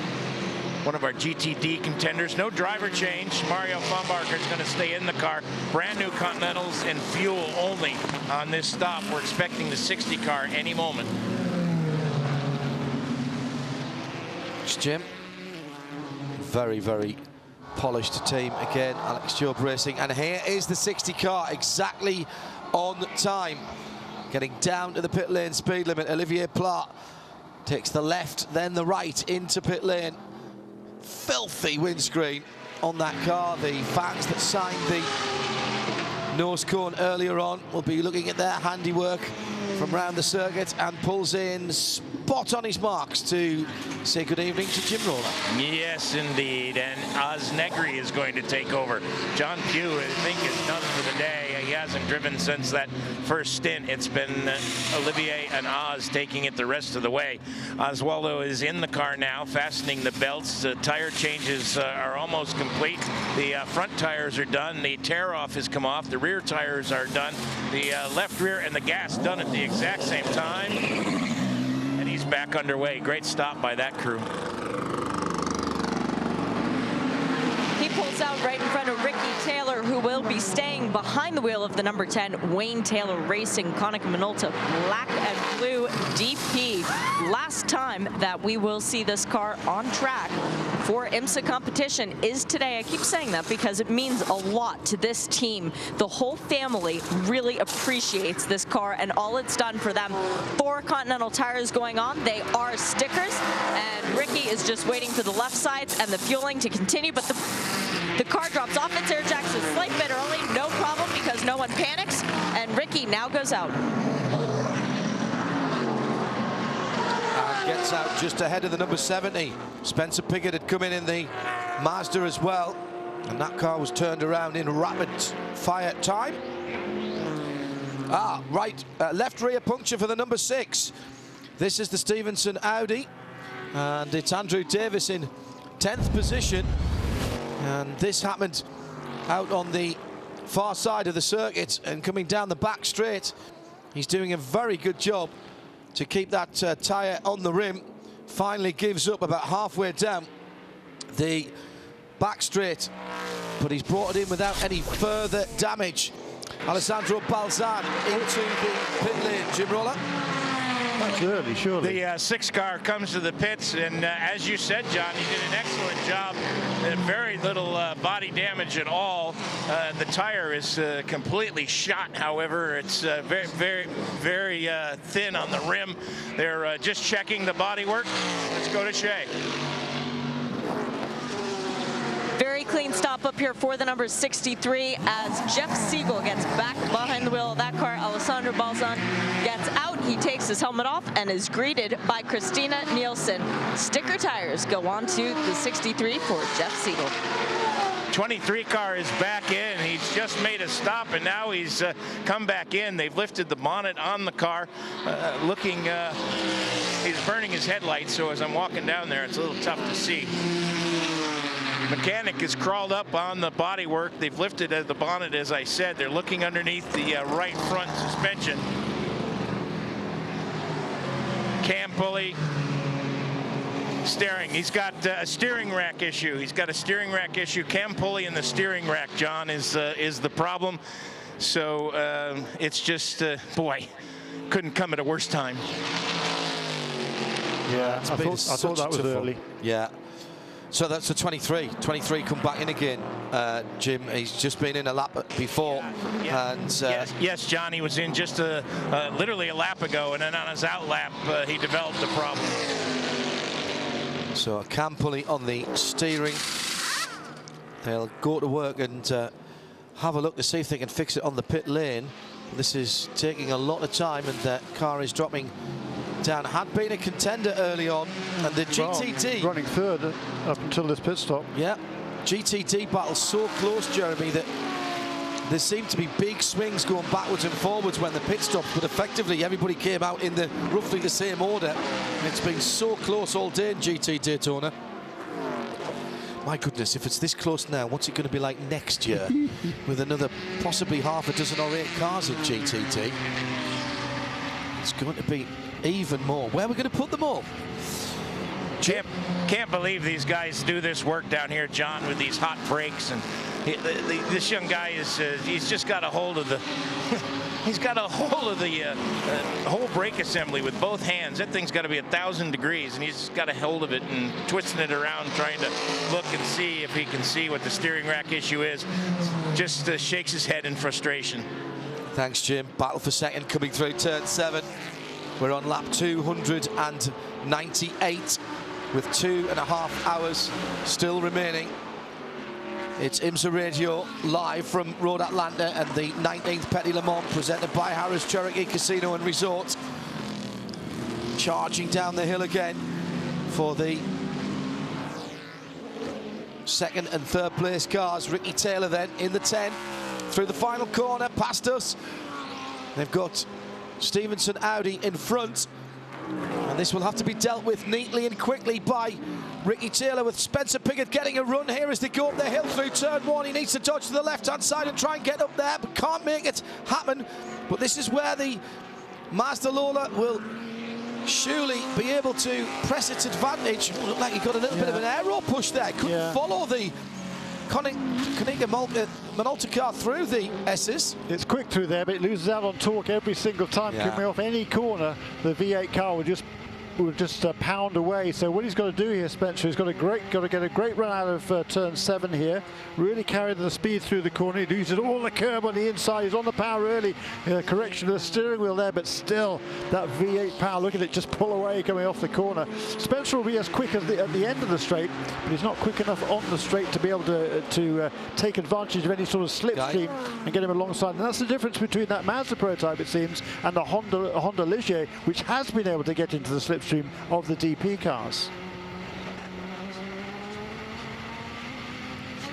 Thanks, Jeremy. Jeremy Shaw, John Hindhaugh in the booth, overlooking the lengthening shadows on the front straight as Negri, Ricky Taylor and Simon Pagenaud separated by 35 seconds, but the battle is for second and third position. As again, Spencer Piggott tries to pull up behind that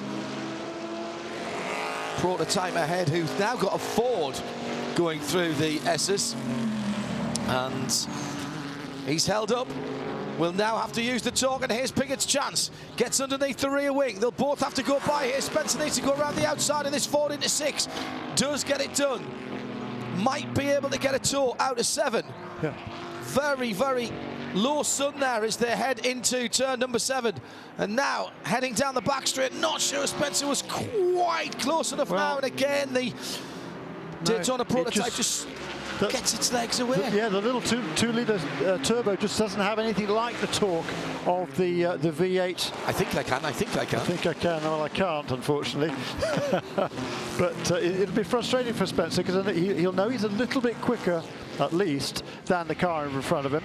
But at the same time, he doesn't want to throw anything away, of course. No, absolutely. His number 5 car on to Philippe Albuquerque in the pit lane. Shea Adam. And it should be the same strategy as what they executed on the sister car. They have been staying with the team orders all day. No driver change for the 5. So far, so good. They are doing left side tires right now. The right side tires are still up on the wall. They are stickers, fueling going in, and a bit of a break for the driver as he gets to sit on pit lane, not have to do anything, catch his breath. The air jack comes out, the fuel is still going on, a tear off comes off. And a nice big burnout to get some heat into those sticker tires. Now, when you said team orders there, you meant team strategy, didn't you? Well, yeah, but team orders that as a team, we are going to do the same thing. All right, yes. Yeah. So you mean they're not letting the cars split their strategy? They're going to let them fight it out under the same level playing field? Exactly. Yeah, they're going to give the 2 equal conditions so that nobody's a favorite, and let them go out on track and prove themselves out there. Yeah, that's always the difficulty when you got 2 really quick teammates, or in this case 4 really quick teammates, but 2 cars, and that's something that they're very strict about there at Action Express Racing. There's no favoritism whatsoever. They just give everybody, they have exactly the same car. Ian Watt refuses to change the cars. You damn well drive it. Yeah. And so they set them up the same? Yeah. Exactly the same? Pretty much, yeah. Wow. Okay. And you could kind of do that when you've got 2 drivers in the car. They're all going to be a little bit different in any case what they like. So everybody's got to have a bit of a compromise. Yeah. Right, got you. Okay, that's interesting. 300 laps now then in the books. And 2.5 hours to go, just under. And the battle for second position is separated by about a car's length, with Ricky Taylor and Spencer Piggott coming up to traffic again at turn number 6, as our PC leader is in the 52. And Shea Adam is there. We'll get a report from her on that pit stop in a moment, because this battle for second position overall continues. And this time Spencer Piggott is in the hole of the air, being made by the Daytona prototype, and about halfway down the back straight will begin to gain. Can he use the superior braking of the lighter car to his advantage down towards turn number 10? As the sun just begins to drop below the top of the hillside now. Wait for the guys to reappear down behind us. The sunshades have been dragged down in the press room. No, they're still almost side by side across the line, and they go into turn 1. Pickett has to take the non-effective line up the inside of one of the BMWs. Meantime, the car number 52 there's just made another pit stop. Jose Gutierrez has stayed at the wheel of that number 52 Matheson Motorsports car, and the number 38 car which was driven by, who was driving the car before? James French, I think. No, it's Kyle Marcelli, wasn't it? He has handed that over to Kenton Cook. He stopped at 4 laps ago. It was actually Kenton Cook who got back behind the wheel of the number 38. He got sticker Continental tires, and as he was leaving the pit box, he shook his head like he can't actually hear, like his radio wasn't plugged in correctly. So I'm gonna have to check that one out a little bit more.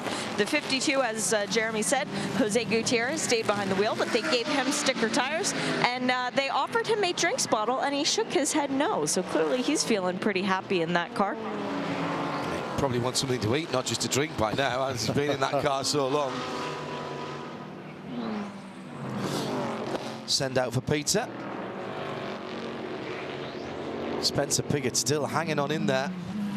And for the moment, though, unable to match the speed of the, or at least find the passing place. All of a sudden, Jim Roller's ears picked up as soon as we mentioned pizza there.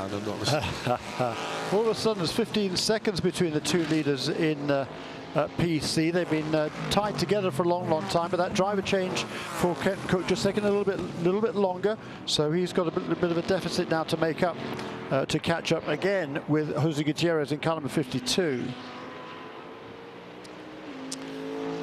Jeremy, this is just beginning to boil up. I'm looking behind us. There's nobody leaving. No. There's absolutely nobody leaving with 2 hours and 23 minutes to go, because this is boiling up in all the classes to be very interesting indeed. At 2 hours and 23 minutes, we've got 3 pit stops for most people left before the end of the race. And in GTD, it's Audi leading Dodge from BMW and BMW. Ashley Freiberg coming through the field, following Cameron Lawrence at about 2.5 seconds, not losing any time at all to Cameron. That's a decent run from Ashley, who hasn't had the amount of driving this year that she had planned. Back in the IHG Turner BMW team. IHG Rewards Club keys to the race. Work the yellows. Get the 8-hour result. Well, that is coming in 22.5 minutes. Another 5 points for our class leaders, 4-3, and then everyone else getting 2.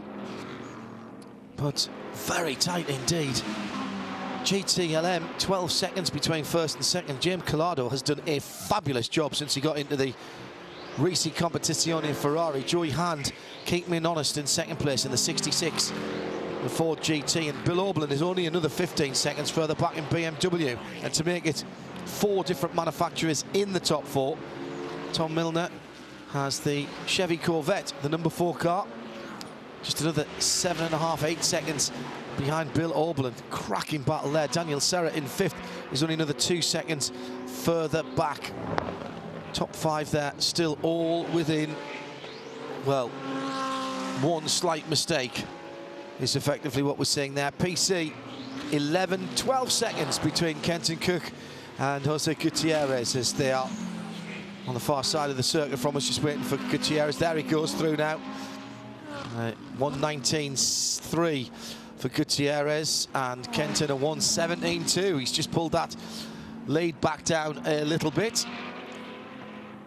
And in GTD, Marco Seefried now leads by a long way. That's change of position on the screen there. 63 and 27, yes indeed it is. And that's Jeff Siegel's gone ahead of Paolo Roberti.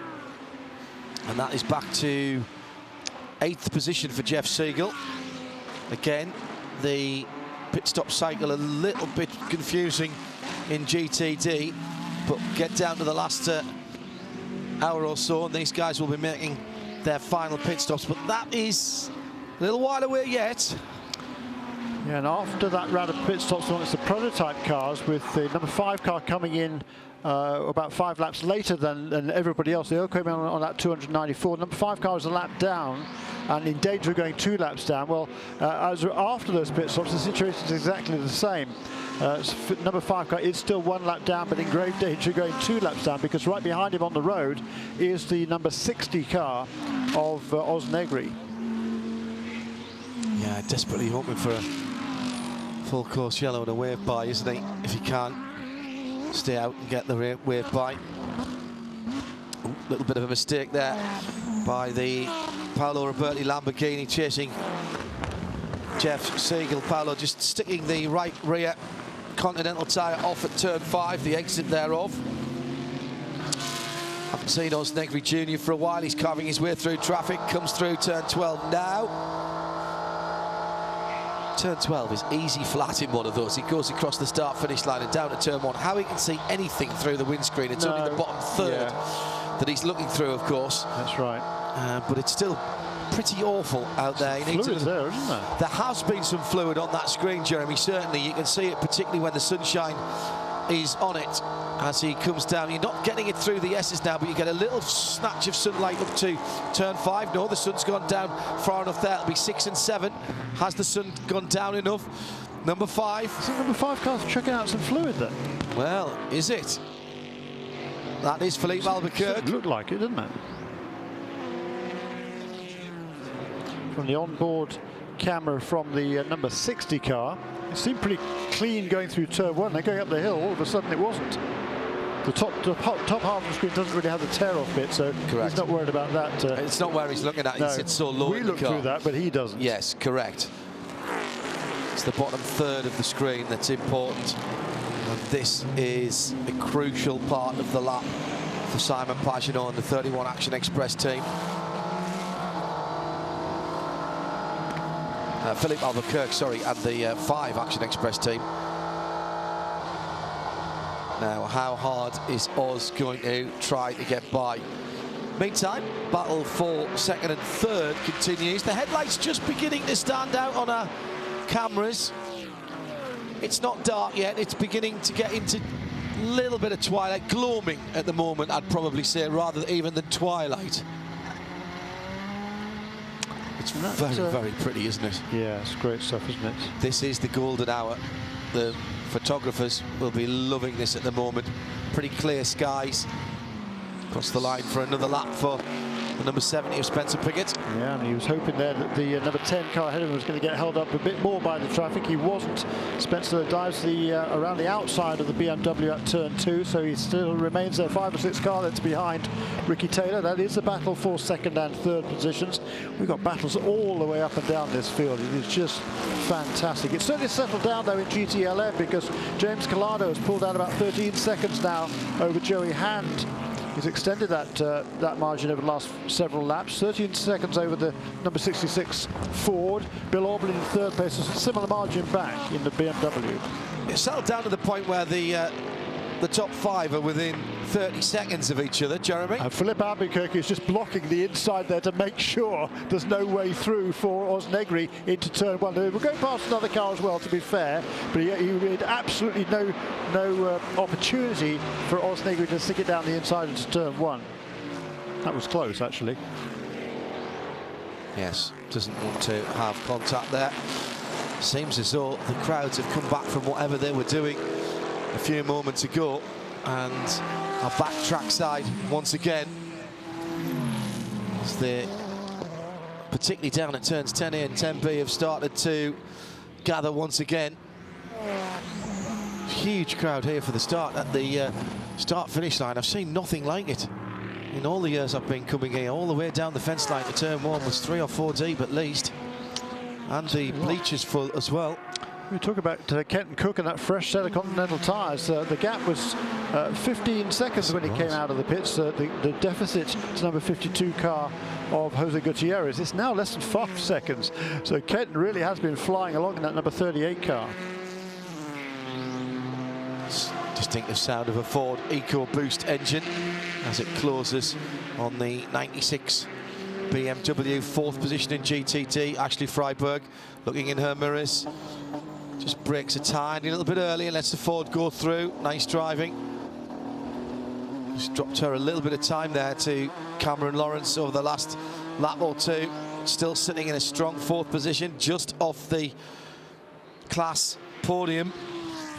Marco Siegfried leads that GT Daytona class in the grey 44 Audi R8 and leads it by a comfortable margin at the moment, but with Jerome Blakemolin behind the wheel of the Dodge Viper, you can't get yourself too comfortable because Jerome will be pushing very, very hard indeed. Then it's Cameron Lawrence. This looks to be another good run for the Turner BMWs. They've had a decent last third of the season. Picked up their pace. That's another new car for them, of course. This GT3 version into the pit lane for the 44 Audi class leader. And we'll watch this one as he pulls quite late into his pit box. Didn't want to go on the slippery side of the pit lane too early. New set of brand new Continentals. Front left and front and left rear. 2 tyres only. Left-hand side tyres only for that car. Now that's the first time I've noticed that. I am prepared to be corrected by our Continental Tyre pit lane team. Shea Adam? First time I've seen it either, John. 2 tyres only as the number 62, the Risi Competizione Ferrari, pulls into its pit box as well. They are the leader in GTLM as the 24 Hours of Le Mans have continued here at Petit Le Mans, and it really is the 62 versus the 66 as an extremely smoky number 8 Starworks car pulls into its pit box. Some issues down there I'll keep an eye on too. Driver change has finished for Risi, a 4-tire stop, waiting on fuel as Mario Farnbacher just got out of the number 23. Now they have done a driver change, and I think that was Alex Riveras getting in behind the wheel. Can't be sure because his helmet is very similar to that of Ian James. They both have black and orange on it, so from this distance couldn't be entirely sure. Number 68 Scuderia Corse Ferrari is also coming in, and that should be a driver change as well. Daniel Serra getting out. I believe that's Alessandro Pierguidi's helmet going in. I don't think Andrea Bertolini is that short, in all honesty. Thank you, Shea. And the 8 car brought in by Renger van der Zande had broken front suspension. Shea? There is a fire on the pit lane. The number 68 has gone up in massive amounts of flames. The crew members have been extinguished as well as the car is still burning. Crew members from other teams running out with fire extinguishers. The car is completely covered in smoke because the car was left running. Fuel was running out of the fuel hose as well. Now the car has been shut off. There is still flame underneath and under the right-hand side of the car. The pit lane is now half gone for a giant cloud of extinguishers. This fire, though, is not going out. It is still burning as more crew members run down to pit lane with fire extinguishers. This is ugly.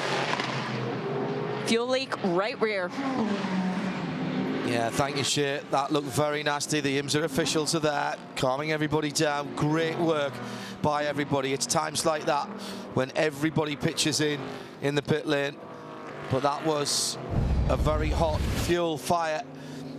The fuel probe in at the back, and then, oh yeah, it's leaking fuel out, and the fueler steps away immediately. He had the sense to hold up the fuel hose, but the fuel was still rushing out of it. Eventually he put it down, and I can understand why he did that, but there was still clearly fuel leaking out of the fuel filler area of the car and of the fuel hose itself. So something went very, very wrong with the fuel hose and the mechanism that should have shut off the fuel. It did not.